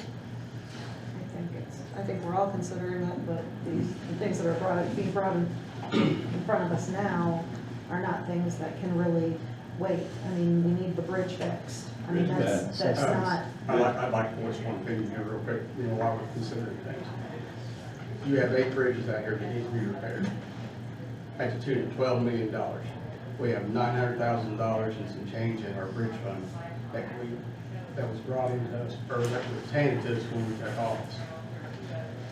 The money that we're wanting to spend on this bridge is so we can allocate that $900,000 that we do have to match grants in the future for the bridges that need to be repaired. So while we're considering that, if you have another idea how to squeeze $12 million out of our budget so we can replace bridges in this county, I would love to hear it.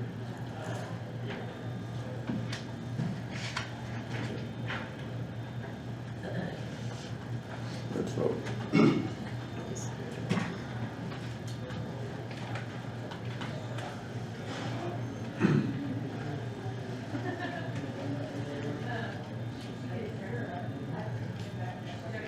Any more discussion?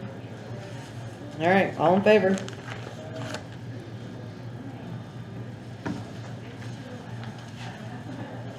All opposed?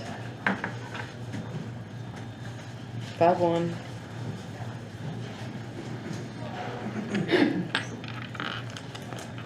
Next. Paving. Okay, so the paving is how much? Is it still 19,000 or did it change? For the parking lot? I think they're asking for 20. Again, this is the same type of situation. We think it's gonna be 19, but. Are we doing the paving ourselves? This is just for materials? It's for a contractor to do it. Why aren't we doing it? We can't legally do it. So the highway department's funded to work on the highway, and that project is in between two private buildings.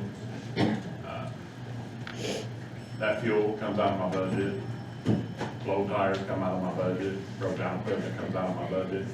Those unfortunately are not highway projects. I don't I feel needed like to it's our know. avenue. Okay.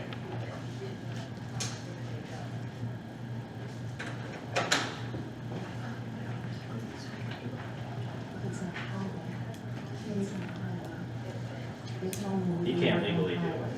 That's the answer. I just gotta ask the question. All right, so do I have a motion to allocate, well, that's going to highway department too, so you'll just move, we don't have to have a separate line item for the paving project, or do we have to have a different line item for each project? I'll have a different department for that project. For that, okay. We're talking about parking lot that's owned by the city. That's correct. Yes, that we have a. I don't think we can spend money on property we don't own. Actually, that's probably not right. That's county equipment can't be used for contractual work in any municipality or subdivision of the municipality, but We have- again, that's why we're not using county equipment. We have an MOU with the city, Raymond, too. My opinion is I you get that. can't spend county money on property. What we you have don't in the own. past, we've spent money. I don't care if you have in the past. No, you have spent money in the past for the If I line did, shed, for the if I did, I airport. did wrong. You're the one that voted for it. If I did, I did wrong. Well, but then I guess we're gonna go wrong again. No, I'm not going wrong again, But- just because I but did let me wrong. explain to you why we're paving the parking lot. I know why. Okay. I know why. I just know, and according to the Indiana code, you can't spend money on property you don't The own. next time other people come in and ask you for money, then tell them you can't spend it. If it's my opinion, that's what I'll do. Okay. So who owns the lot? I'm sorry, just The city. The city owns it? And then we have is it for 10 years still, Mike, or did you We guys have get an it MOU extended? We have an MOU with the city for 10 years, it was 2 years, those already passed by the COVID, crept in. I'd like to hear from you. And also the other, the past highway director has left, and we were 6 months or whatever without one. So anyway, what we went to, and actually the city came to us and asked us, they bought the parking lot because the new mayor wants county employees not to park around the courthouse. So he bought the parking lot, and we went into an agreement with the mayor to pave it. And at the time, we were told that we could pave it as a county with our equipment and everything else, and couldn't find out with a new guy. He said we can't, which is fine. But the city wants us to get county employees off the square. And so it'll be a county employee only parking lot. So that's what the parking lot is. So and actually I had a meeting with the mayor last week and asked him if we could extend that MOU for more years, and he's in agreement for that. We just need to iron it out, how many more years he's gonna give us. So, Again, we're using ARPA money for this, it's not tax money, first off. Second off, the statute says, again, you can't use county equipment. We're not gonna be using county equipment. That's why we're contracting it out, that's why we're asking for the 20,000. So, Raymond, I understand your concern, but I don't have the same concern in terms of the legal permissibility. When have you researched it? Just recently? When have I researched it? Yeah. I got it right here. You got it, okay. Okay.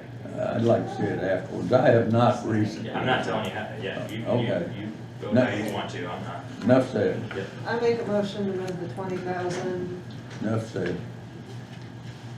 to loss recovery and use it for paving. Yeah, that's what I said a little bit. Oh, did you? I'm No, sorry. no, Well, I'll I'm second just, it then. no, Oh. you motioned, Oh, okay, I'm looking. that's what I was trying to get to. I'm trying. Do I have a second? I'll second.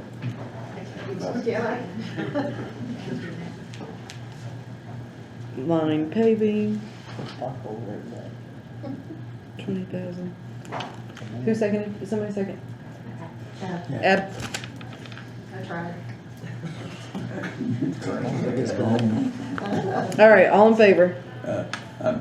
Since our county attorney has an opinion and has a document in his hand, I'll change my opinion and vote for it. Okay. Zach, I want to see what you got. 4, those opposed? Okay. 2.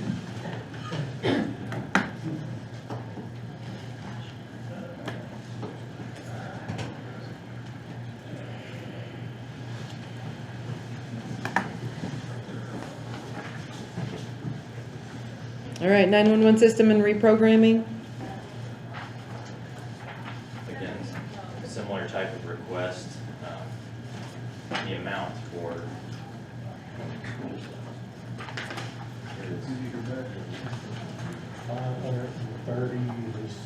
$530,000.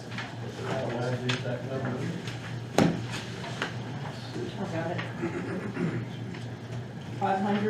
$530,576. 530,576.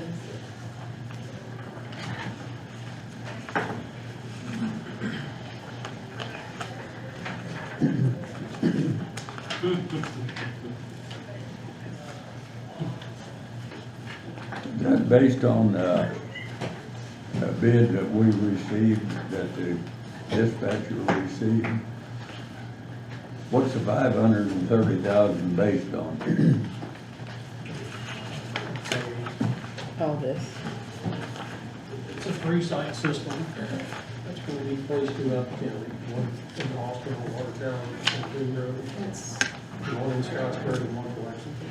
Yeah, but there's been a rate increase. Nope.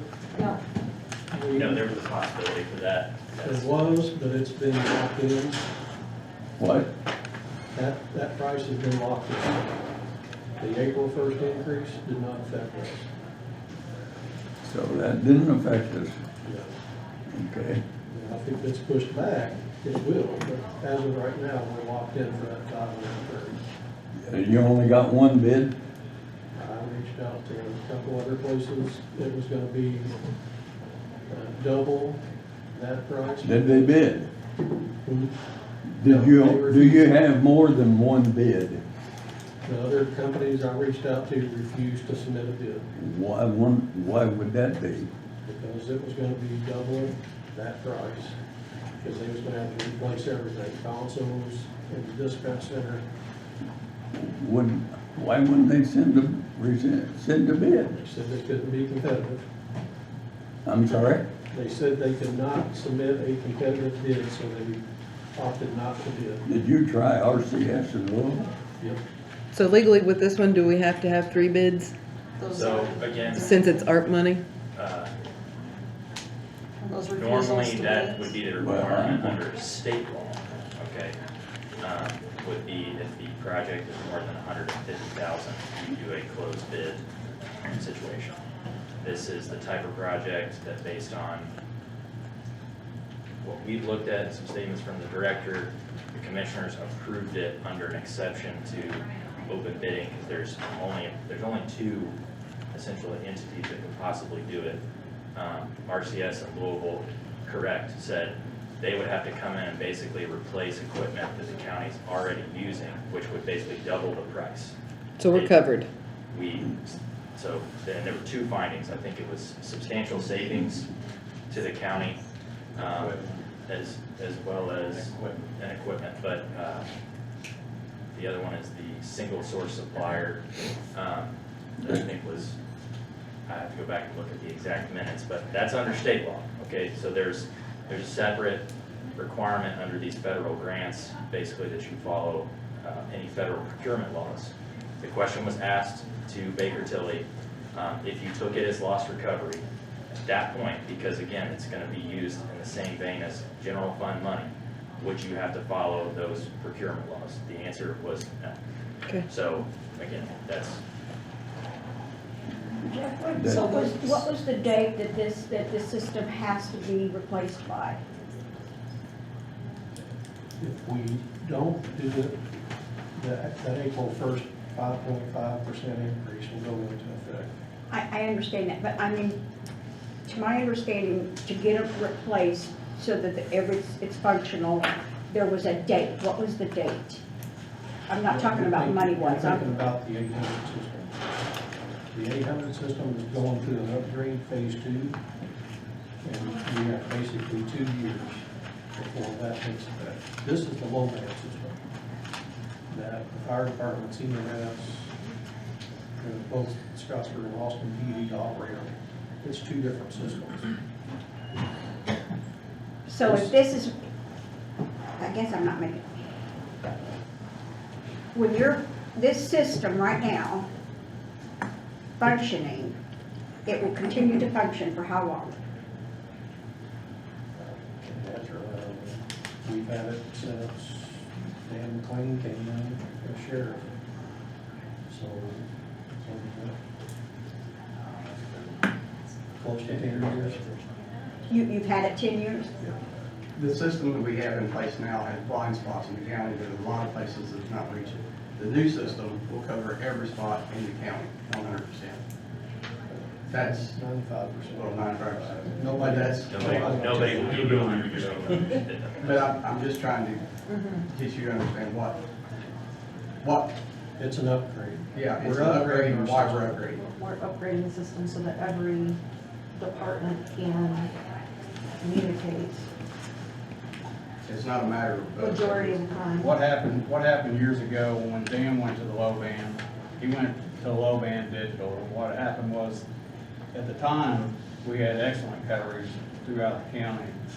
Or the FCC comes in and narrow bands the radios, which brings your signal strength from here to here, and then they did it again, which lowers the band where the signal only has so much area to go out in. So what we used to have good coverage with has reduced for the fact that the FCC has reduced or narrow band the system.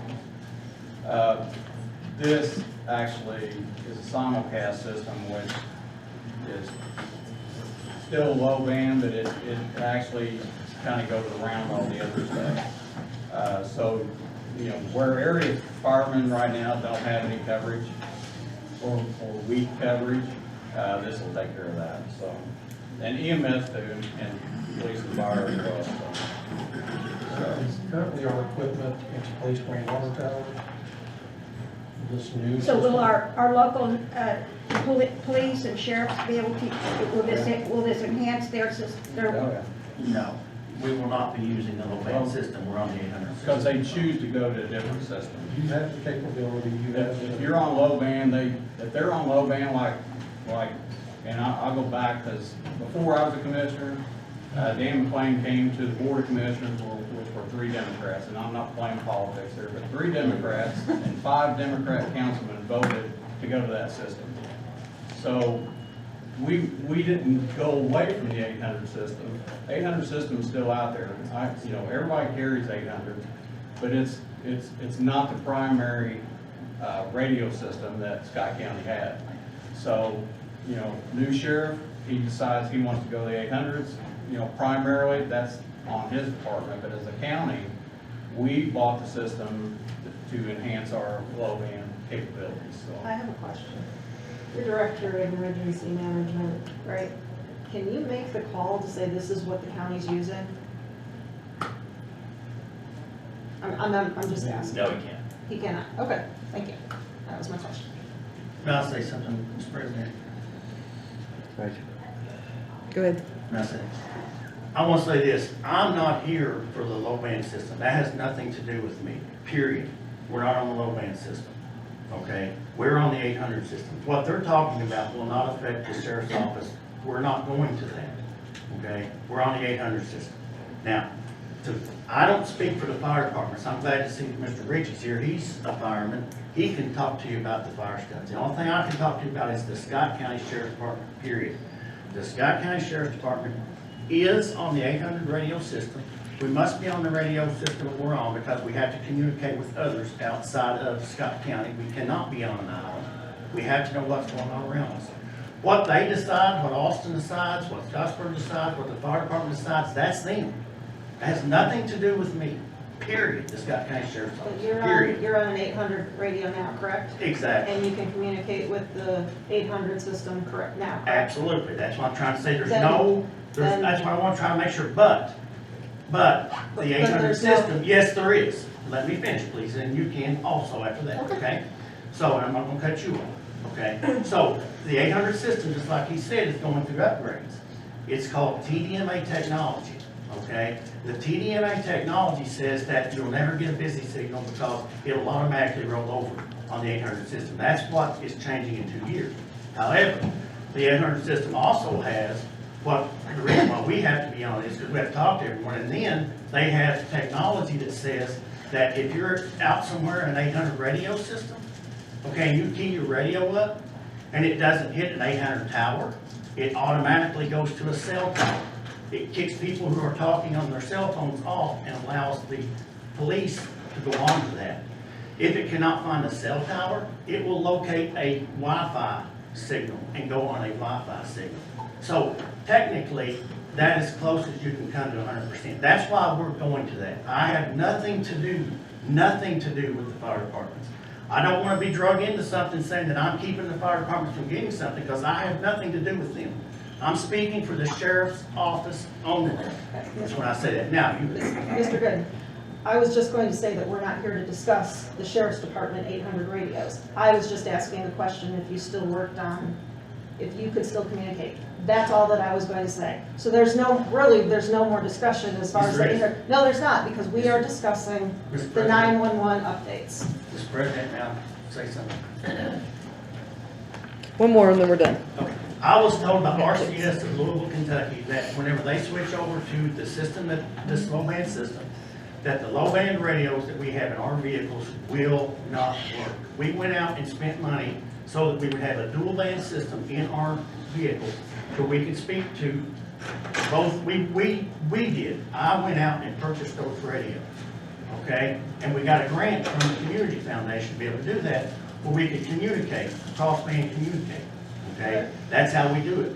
As soon as this low-band system comes in, those radios will not work according to RCS. So what I'm trying to tell you is this, it does affect us because we will be without that low-band system in our vehicles. So that's all I got to say about it. Okay, thank you. Thank you.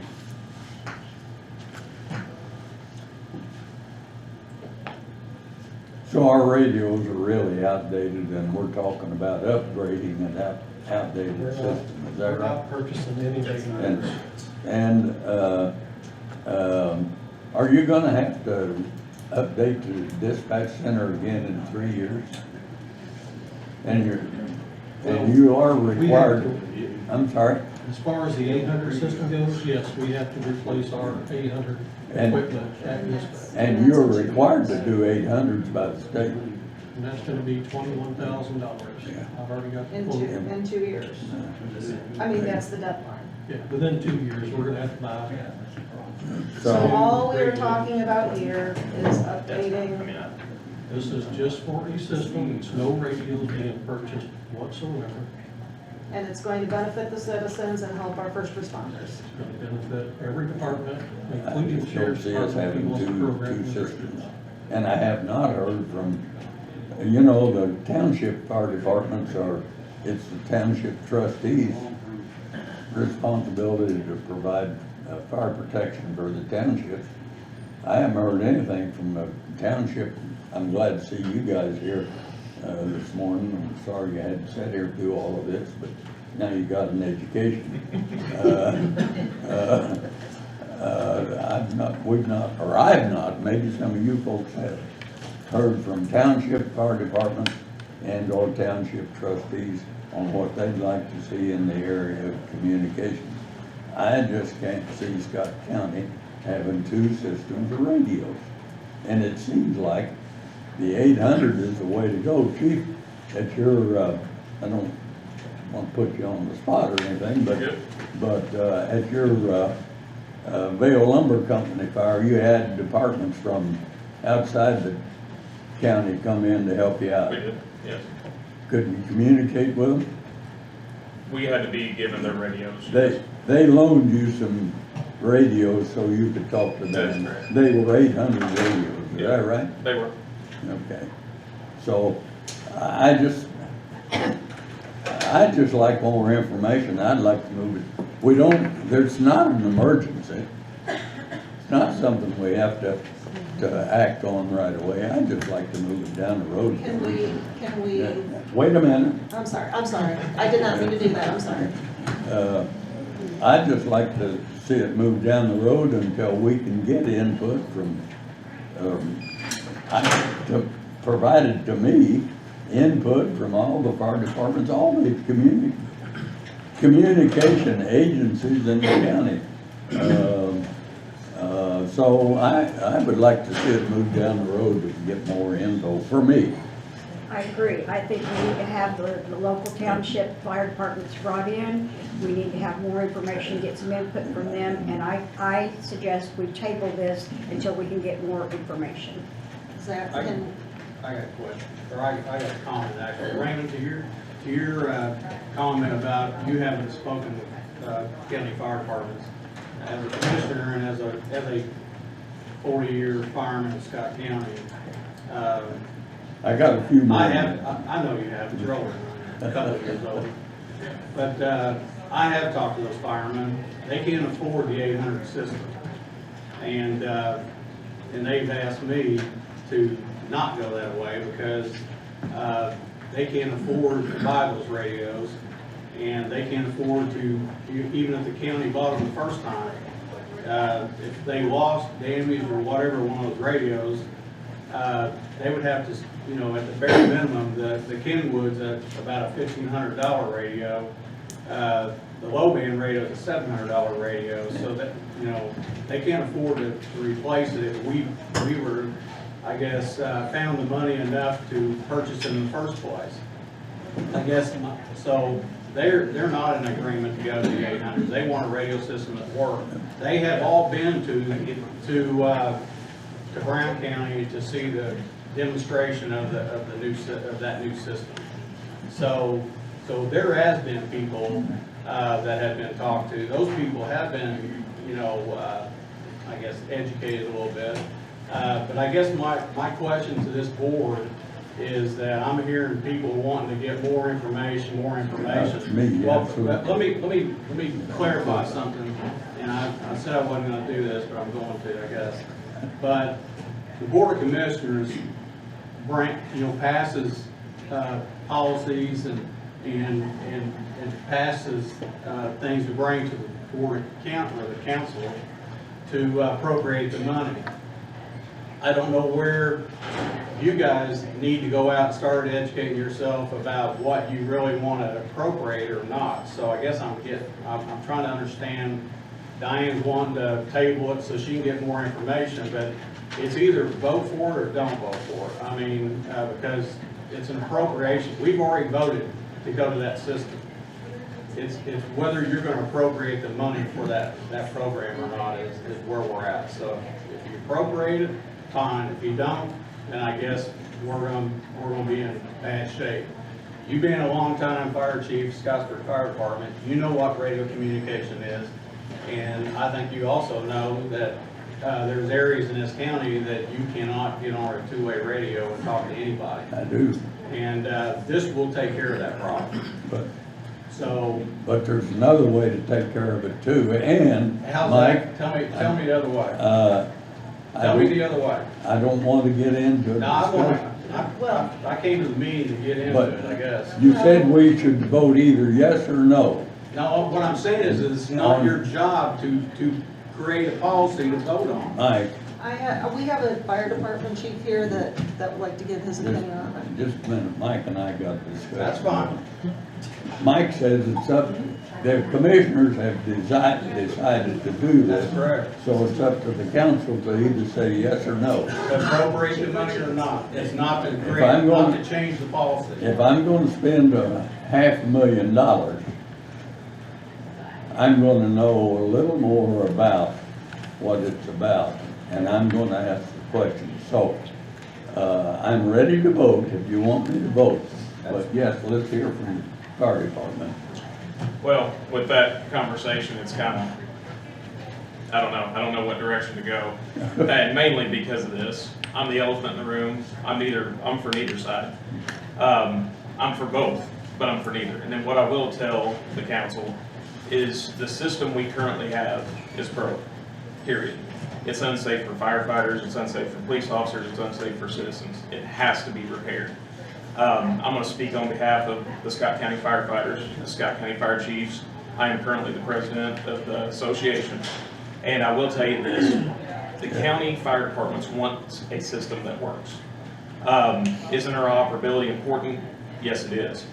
However, there is both sides of the fence.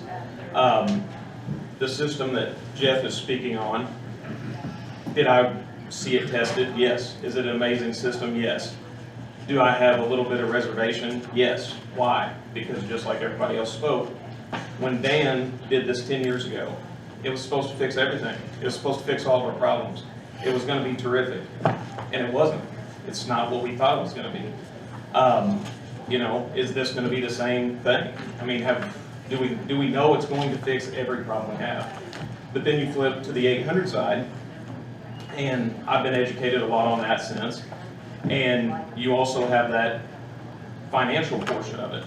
Can fire departments afford 800 radios? If you want them to switch over today, no, they can't. It's not possible. It is definitely not possible. Can I speak for 10 years from now? No, I can't. So, me personally, what am I here for? To see what our fate is, because I don't know. I don't know if we're going to go with a system that we're going to regret in 10 years and go, why did we do this?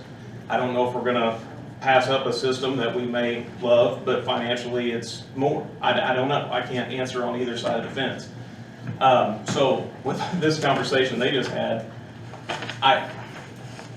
personally, I do want proof. I want proof that I will not be sitting in this room as a taxpayer, as a firefighter. I don't want to be sitting in this room 10 years from now again saying, our system's broke, it doesn't work. What do we need to do to fix this? Because to be quite honest with you, I've been on for 23 years. I've been through numerous 911 directors, numerous police chiefs, numerous sheriffs. I've been through all of them. And what I can tell you is, during all this time, every county around us has had a flawless system. We have not. And it's unacceptable. It does need to be fixed. It's up to you guys to decide, commissioners, council, what is in the best interest of Scott County. I can't give you this is what you need to do. I don't know. I can't answer that, but it's a tough decision. A few of you have spoken to me on the phone and asked the question, why are we doing this again? I thought the last time was supposed to fix it. You're right. So I'm not going to give you an answer of if we go with either one of the systems. So I'm kind of on the same page. I think we need to get the professionals involved, the people that are the players, sit down, and that includes commissioners. If council wants to be a part of it, that's fine too. Emergency services, we all need to get in one room, get our heads together, and decide what's best for this county, and end it. That's my opinion. Now, if that may be the more expensive, there's factors you got to look into that too. Can the fire departments afford it? Well, maybe, maybe not. But if we're going to have to come back in 10 years and spend another $500,000, did we save money? I don't know. So that's my opinion. I know it's the unpopular, but because I'm not on either side. I'm here for my department. I'm here for this community. So you're saying most of the other fire departments do use the 800s? No, not in Scott County. We're all low band. But outside of Scott County, yes, there are departments. That's what I mean. The guys that came to help. Yes, the ones that came to help were on 800. That is correct. But there's also other ones that do the low band. Yes. So it's a mixture of departments. Yeah. Systems. Jeff, correct me if I'm wrong. I think Washington County is on low band. Clark County is on 800. We have two departments out of Clark County. Jackson's on 800. I'm pretty sure, what's Jefferson? I think they're mixed. I think they're kind of like us at law enforcement. But once again, going back to Jeff's point, there's no question, it does need repair. The system needs repair. We have dead spots. You know, like the other day, we had that field fire where we had multiple agencies out there. I'm sorry, woods fire. The only thing that worked there is an 800 system. Could I easily stand on a soapbox and say that proves? Yes. but can I also go to Hardy Lake right now and key up an 800 and it not work, and key up the low band and it does?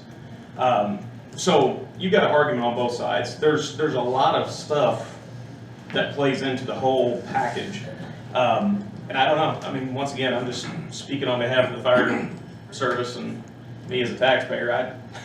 I don't know, I've been pulled on both sides of this, and I've tried to do my best to study both sides of it, and that's where I've concluded is I think we just need to come together and sit down and decide what's best. I really do. I think, for what it's worth, most of your departments, not just here, other county sections, they have a fail-safe system. You have a primary system and a backup system. Whether you go one way or the other, you're gonna have to have something as a backup. And I think what happened, was it 12 years ago now, proved that. They lost complete signal on 800, and everybody that was on 800s couldn't use it. And you have outages here, and you can't use low band, you have to use 800. So I think the unfortunate aspect is you have to have a backup system to your primary system. Because whether we go low band, or we go 800s, or we go whatever you want to go to, if we all shift one way or the other and one fails, you have no backup, then what? I mean, that's the unfortunate part about this, is that there's not a winning solution here. Like, for my opinion, is probably more unpopular than Richie's, is you have to do both. Because if you don't, what happens when the system fails? Then you have no radio communication. Your county's dead. I'm with Nick. I mean, he is correct on that. And like I say, I could go into all the little details, you know, like county departments, can they afford that $1,500 radio? I'm not saying they can, they can't, whatever. 10 years is a long way down the road to decide that. But once again, if you could go to the flip side and say, well, these radios that we currently have are 10 years old, so they're gonna spend $750 today, but if we come up with a plan to purchase new radios, that just bought them 10 years. So now we bought them a $750 radio 10 years ago, we buy them another one today, that just saved them money if you look at it in that aspect. But then you can go to the flip side and say, like Mike was saying, our fire departments in this county, I don't know how they function. I don't. I mean, they have very low budgets. So that is an issue. Once again, I mean, how are they going to afford these? How are they going to sustain in the future? And I've said that from the start. If the county was to go with a system other than what we currently have, they would have to assist all departments throughout the county in doing that transition. Now, is that transition worth it? Quite possibly.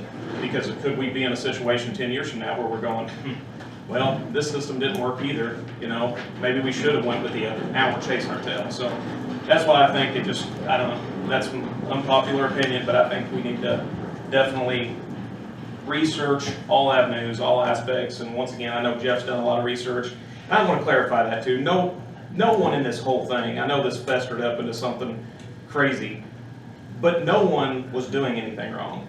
Jeff was doing the right thing. He's trying to better his department because he knows something's wrong, so he's trying to fix that problem. He goes to his boss, the commissioners.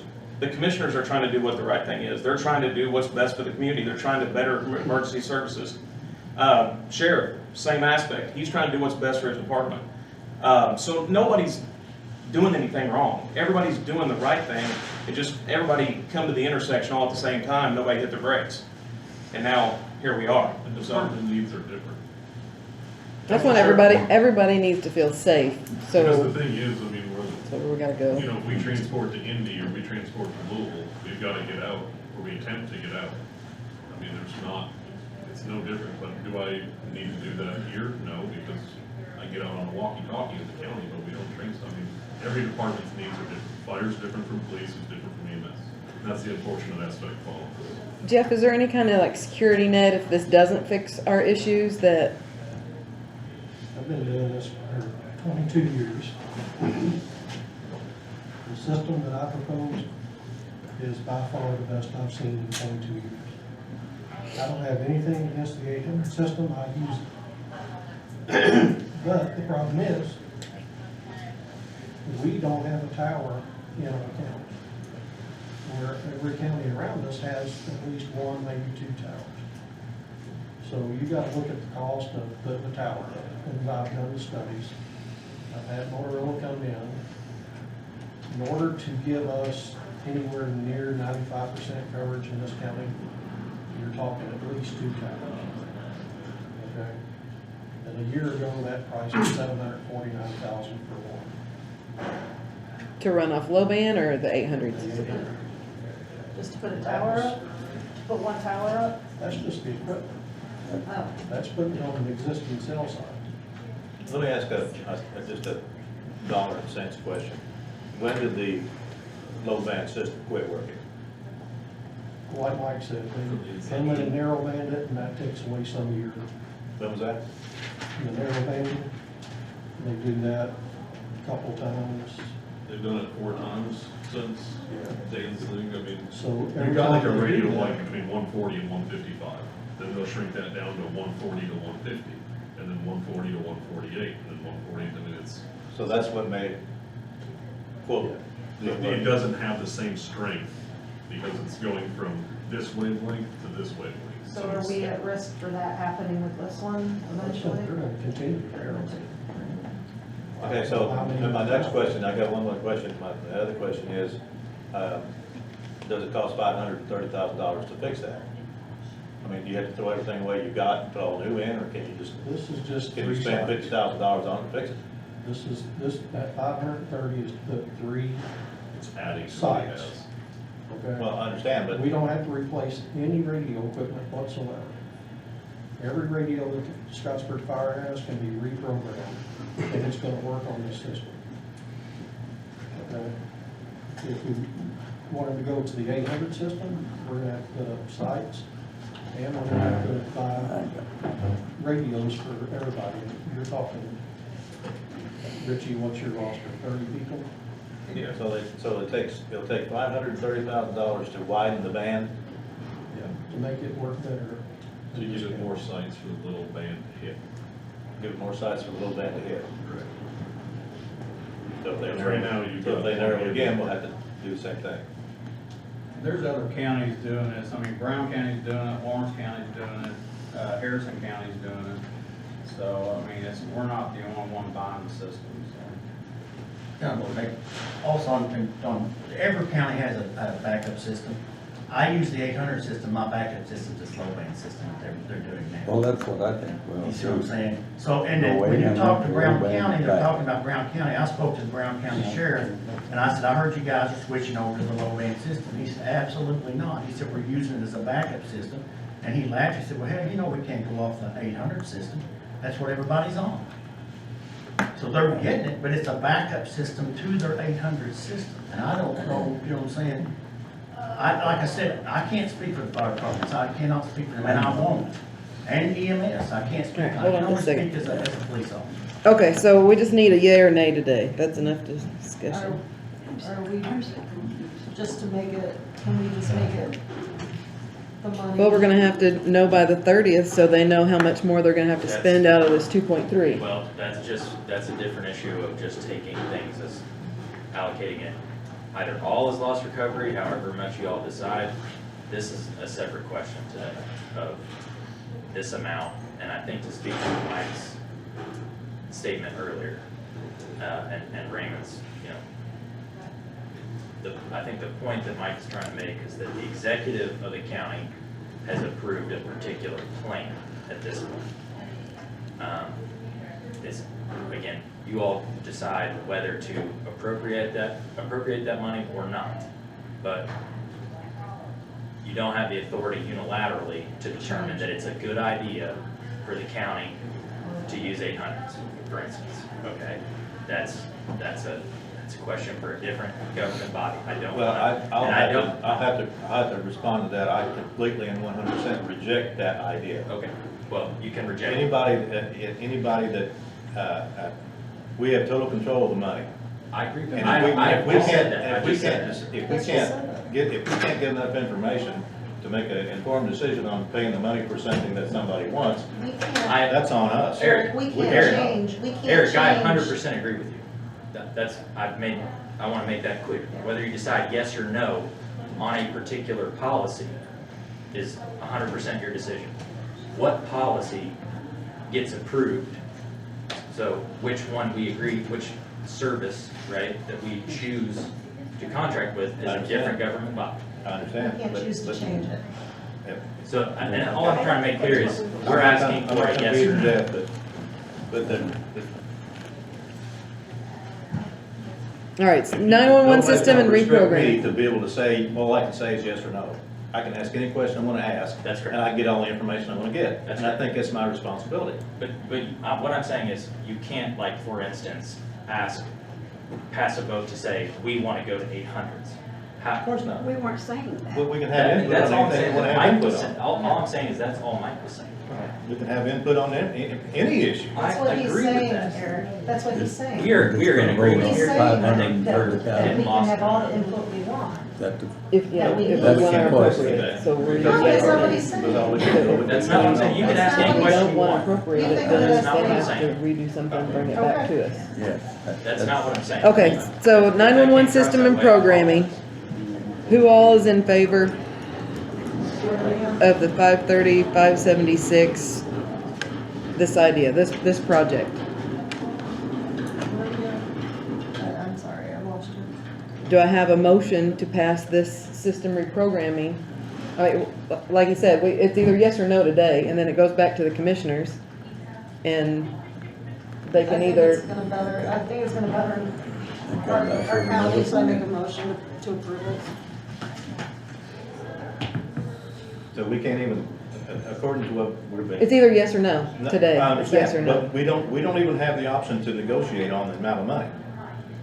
We can't even say we'll give you 250,000. No, we say yes or no, then they come back with whatever plan if they come back with the same Well, thing. That's your takes a load. Again, I don't want to say you can't I don't table even it have to- necessarily, I don't but even have to. as the commissioner's attorney here, Yeah. that's not our preference. Okay. Whether you decide to table it or not is your all's That's business. If you want to talk to more people, again, completely within your authority to do so. I'm just saying, at some point, we're going to be asking for a yes or no on this plan. I make a motion to approve it, especially since we might lose the locked-in price, and I think it's going to help now with our citizens and making them safer and being able to communicate. You guys feel safe trying a new system? I don't know, that's kind of a broad It- question. it's tight on both our We sides, felt safe but- trying a new system last time. So you're I kind mean, of I'm just jaded, being you're honest. kind of jaded. And, You're jaded. and once again, I'm not trying to. You don't throw care what you jabs. I'm- have as long as it works. Exactly, that's my point right there. Kind of limited to here, but once again, I can speak on behalf of all the fire departments. They're gonna watch this, they can lynch me, but I promise you, they want a system that works. They don't want to be revisiting this again, because this, when we were sold this system before, like he said, when did it mess up? The day it started. Because as a county, I can tell you this, volunteer fire departments are diminishing. It's harder and harder to get members. The requirements are getting higher and higher. Therefore, we're having to work together more and more. And when we found out, when we got this new system, it was supposed to be repeaters, everything was great, we were all gonna be interlinked. Come to find out, the eastern part of the county is on a whole different radio channel than the western part of the county. That poses big problems when we meet in the middle. If I got guys inside of a burning building and they're on a totally different channel than me, they don't know, vice versa, that's a risk to that firefighter. I can't communicate with him. What if he gets in trouble? What if he's, needing a mayday? So therefore, where I'm going with this is, we want a system that works. I can't answer that question because once again, the information with me doing research, I can't say that I side with that. I can't say that that's a good decision. So I don't know. I know it's tough, but. Jeff, did that, like I asked before, I think it went off on a different tangent. Is there like a grace period where you can see if it's going to hit everybody the right way, and then if the system doesn't work for us, they give us so much back, or is there any kind of thing with that, with these systems? I think so, because they're gonna have to come in with those 3 sites, install the equipment on the water towers. There's buildings that have to be put in at those sites with the equipment. And I don't see what you're saying. 6 months from now, we'll give you half your. No, I mean, I'm, like he said, the first day it was bad because people were on the different channels. Is there any way that they have, that we can make an agreement with them if this system doesn't work for us? I'm gonna clarify a little bit on that whole situation. The reason why I'm so compassionate about this, because I don't wanna mess up. I don't wanna make a mistake. I don't wanna make a mistake for this county. And I'm hearing details on both sides of arguments of, well, the radios aren't gonna work on this new system. Yes, they will. There's another issue of now this is a public system, this system. Now, is that true? Is it not? I'm not in this room to get into this debate. But there's still, as an emergency responder, there's still so many open questions of, are we making the right decision? Are we doing the right thing? Because if this is open to the public now, that narrow banding stuff he's talking about, the busyness on the radio, the bleed overs, you may have a factory locally be interfering with your radio system. Now, is that a legit statement? I don't know. But once again, it's something that's been thrown at me.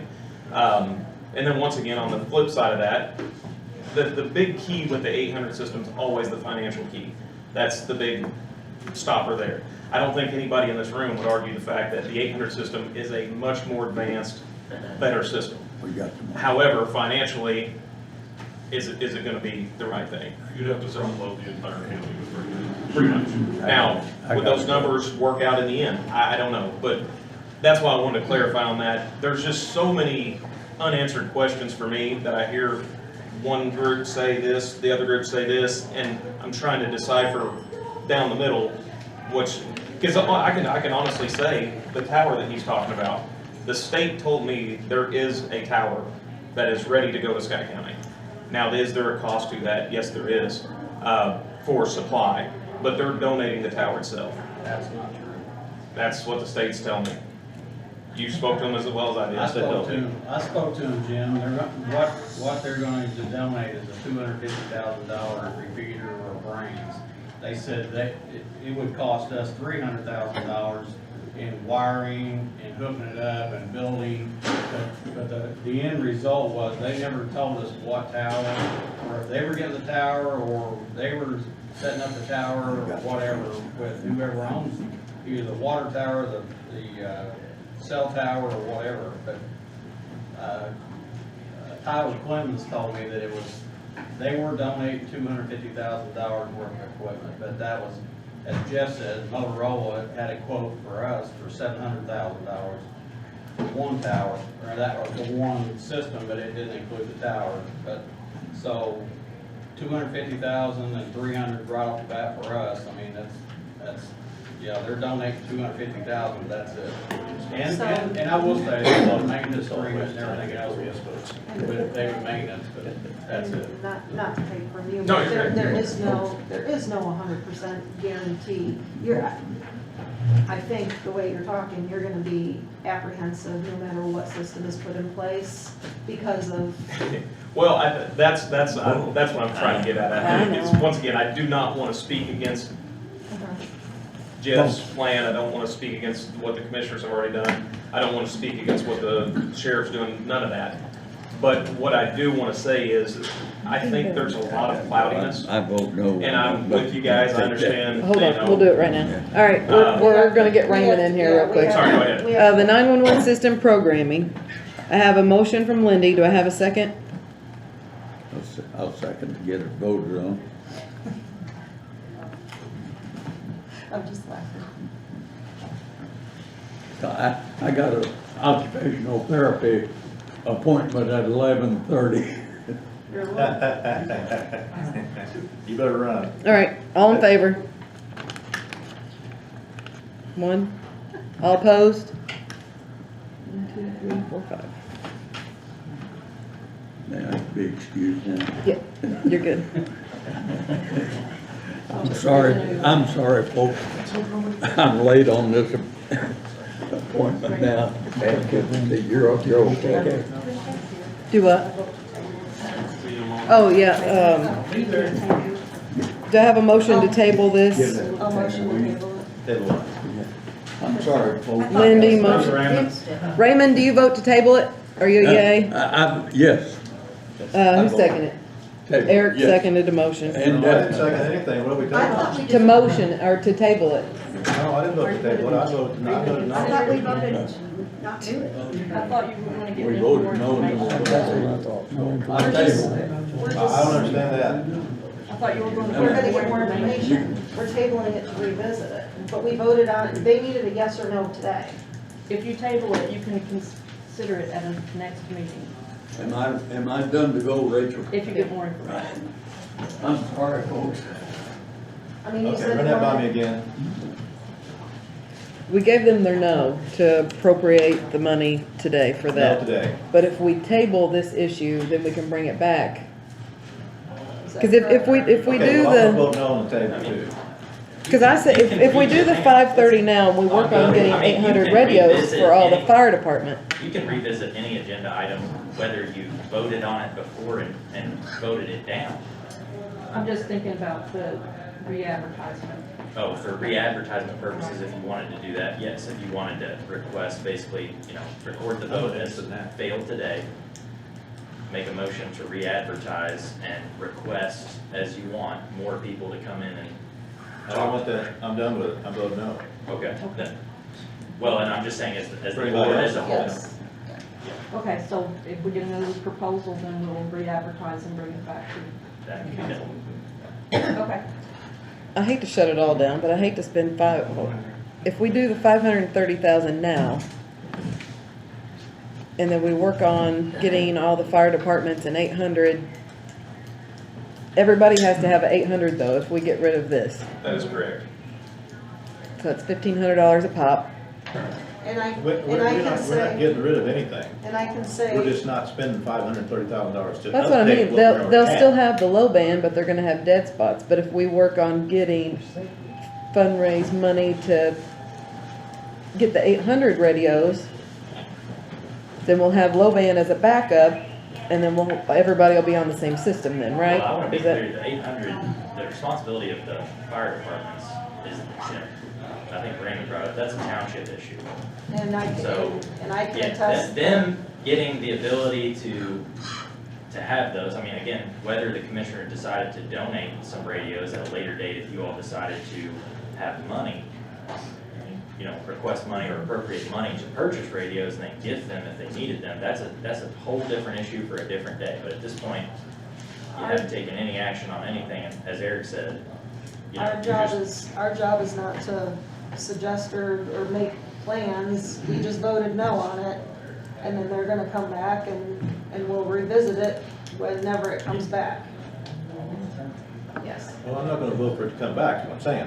Did we already do that? We don't have a choice. If they go back and Well, I create mean, a but new you said plan. we're gonna table it, I don't wanna table it. You didn't listen. She That was said- just for advertising purposes Yeah. for Teresa. And so she's not gonna advertise it if they Why are come there two back- owls up here? If they come back, with a new plan, get it all. Yeah, We have a motion to table it. Lindy motioned to table it, I'll but I second mean, that motion. but if they don't come back next time for a thing, we don't need to table it. Advertise it and be done. Yeah. All So right, motion to table. So we don't have So we don't have to motion to table. to table it. Yes. We table it. Yeah. I can assure you, with Wausau being on that 530, electric bill, you're gonna see 5.5. Next month, it may go up another 5.5. So, price is just gonna keep going. So by the end of this, the next time I come, it could be 750,000. Yeah, and again, whether we decide to spend the money, you're in your control on any of that. I don't ever want to be. I locked in at that price. Well, and I just want to make clear, I want us to have the best we can get. Do not misunderstand that. I want our fire departments, I want our EMS, I want our sheriff's department. But I have to make sure that when I vote, I am trying to make sure that we do our due diligence to make sure we get the best that we can and that we use the money wisely. And I'm not saying a new system's not, or fixing it is not wise. That's a whole lot of money and we need to be very, very careful in spending it. Does that make sense? I'm totally for all of our departments to have the best, but let's make sure. I'm not questioning that. You know what I'm saying? Well, sometimes I get that because I'm so, trying to be so frugal with our money, I think I get the, Well, he's saying that that needs to be done at the commissioners meeting, which that's the discussion. Well, And then it comes to us, a yay or nay. and I understand that, but I just want to make sure that I'm doing my due diligence in the money to do what's perfectly within right. your purview to ask for anybody to show up to talk about their suggestion or why they voted, if you're asking the commissioners to come to explain why they adopted this specific policy, so you can understand why they're asking for that, I think that's totally fine. If you want, members of the fire departments to come in to explain, what is this gonna cost us to stay with 800s? Again, that's totally yours. I was never We trying have to so say many that's- different yeah, departments that's your debating this, and I'm not just talking about sheriff, the fire department, and I'm not saying that specific, but there's a lot of controversy and a lot of questions still by various people in various aspects of keeping our people safe. So let's make sure we do the best thing. Does that make sense? I really don't have a problem with both systems, but I think if the sheriff needs new radios to update to update the radios to make everybody safer and sort of reach out to other departments around the area, I don't see what's wrong with that either. I mean, I it goes agree. down, the commission I can agree. vote for that, and I think it's needed. I can tell you that I don't see a problem with that. I can tell you that the township fire departments, the volunteer fire departments will not be able to sustain those radios. I can tell you that. Yes, it is the trustee's job, but a lot of those fire departments are barely, like he said, barely hanging on. And the trustees don't get a whole lot of money to give to those departments. So that is something that you just have to think about, or the commissioners have to think about, so. We I can as a say that community from- come together and have a big fish fry and raise money to see how many radios we can come up with, and Yes, ma'am. I'm just, on behalf of Wayne Williams, he's chief over the Vienna Fire Department. He comes to quite a few commissioners' meetings too. He said there's no way he could afford the 800 system of radios in his department. And also, my concern is, if we linger this on for another year, 2 years, it's gonna cost more money. How many lives in the meantime are we putting in jeopardy on these dead spots? So they can't get the assistance they need on these radios.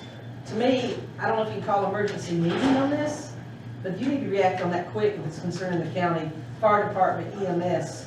Are you gonna be accountable for those lives and you sleep with it? I mean, if there was a dead zone and they couldn't reach nobody, as a taxpayer and a citizen, I think this needs to be resolved fairly quick. It's lingered on a long time. I don't know, we have, how many meetings we go by, very few meetings we go by anymore that the blood's not on our hands if we don't give them the money. I'm just over the blood on the hands discussion. That everybody here obviously is right. There's not a single person in this room that does not want the best for this community. It's 100% obvious. That is why, my opinion is, we need to come together and do the right decision. Do I think this needs to be voted down totally and done? No, because it is a problem. She's correct. It could cost an emergency responder their life. However, and once again, I've tried to stay in the shadows politically because, city government and you guys in the county, I don't want to get into it. However, I'm probably one of the biggest investors into this that isn't financially tied per se. So that's what I want. I don't want to jump into something as a taxpayer, as an emergency responder, that we're going to regret. Because I have a lot of unanswered questions about both sides. And I hate to say this, but unfortunately, no one has come together and actually tried to figure out all those details. It's opinion here, opinion there, and I've heard it on every side. But I have to do what's right for the citizens. I have to do what's right for my department. I have to be the voice of all the county departments. And everybody in here is correct when we say it again. No county fire department can go out and buy all 800 radios. But I can promise you, no county fire department can also go buy a bunch of low band radios if something happens, or if we have to revisit this in the near future where we don't have fundings. And it's all on them. and that this system didn't work, so we have to go a different direction. That's why I'm saying, I don't think it needs to be just voted totally out. It's a broken system, it needs to be repaired. However, I think we all need to come together as one and decide this, get the sales reps in the room, get whoever, let them sell their product to us and let us decide, hey, this one is better than this one, or nah, that one's not as good as this one. However, financially, that's all we can afford. I've used this analogy through this whole system is, you know, everybody wants a Lamborghini. My budget's for more like a Chevette. So maybe that's what we have to go with. Maybe we have to go with the Chevette and not the Lamborghini, who knows? But I think it's worth visiting. I think we owe it to the citizens to come together, figure out what's going on, and make the right decision. I know that's a lot more than what you guys need to do here, especially with what all that he said. I just don't think it should go away totally. This has to be revisited. We need to get this fixed. We just need to make sure Jeff has the right tools, to make sure we have the right tools, to make sure the citizens are safe. Can we schedule a workshop, Teresa? Yes. All right, I think we need to schedule, like you said, a workshop with you guys, with Jeff, with the Sheriff's Department, with commissioners, us, whoever wants to be involved, that knows, has any knowledge on this. The township. Yeah. Let's bring in the Yeah, townships too, and bring them in, invite them as well.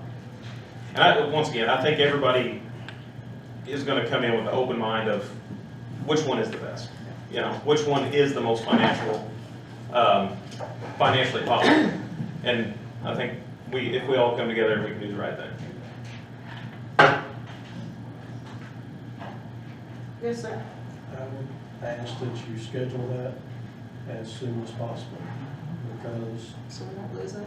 the equipment has already been ordered to lock in that price. I can cancel it, and Dan's waiting on today's decision. So if I go back to my office and cancel it in the next hour, that price, like I said, is gonna go up. How long are they giving you, like, I will reach out to them and see if we can have that meeting within the next week. We might be doing Janet, I need 2 days. I need 2 days for posting. Can you reach out to the township people and Yes. give me some dates? Yeah. I'll get back to About you. next week? Yeah, within the hour or so. in order to lock that price in. I'm gonna have to check with them to see if we can do that within the next meeting.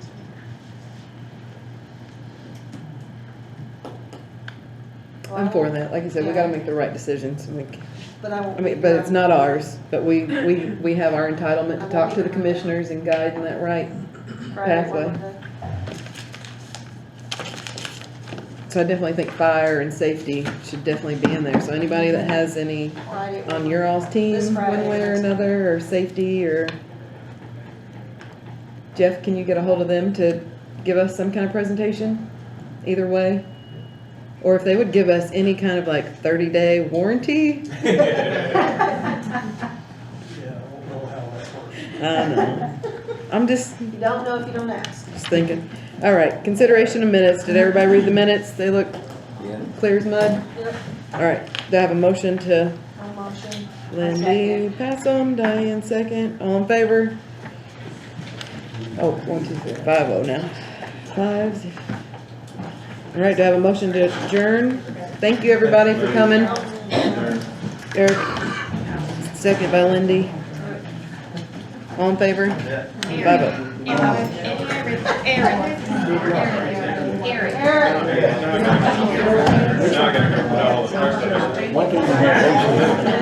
What?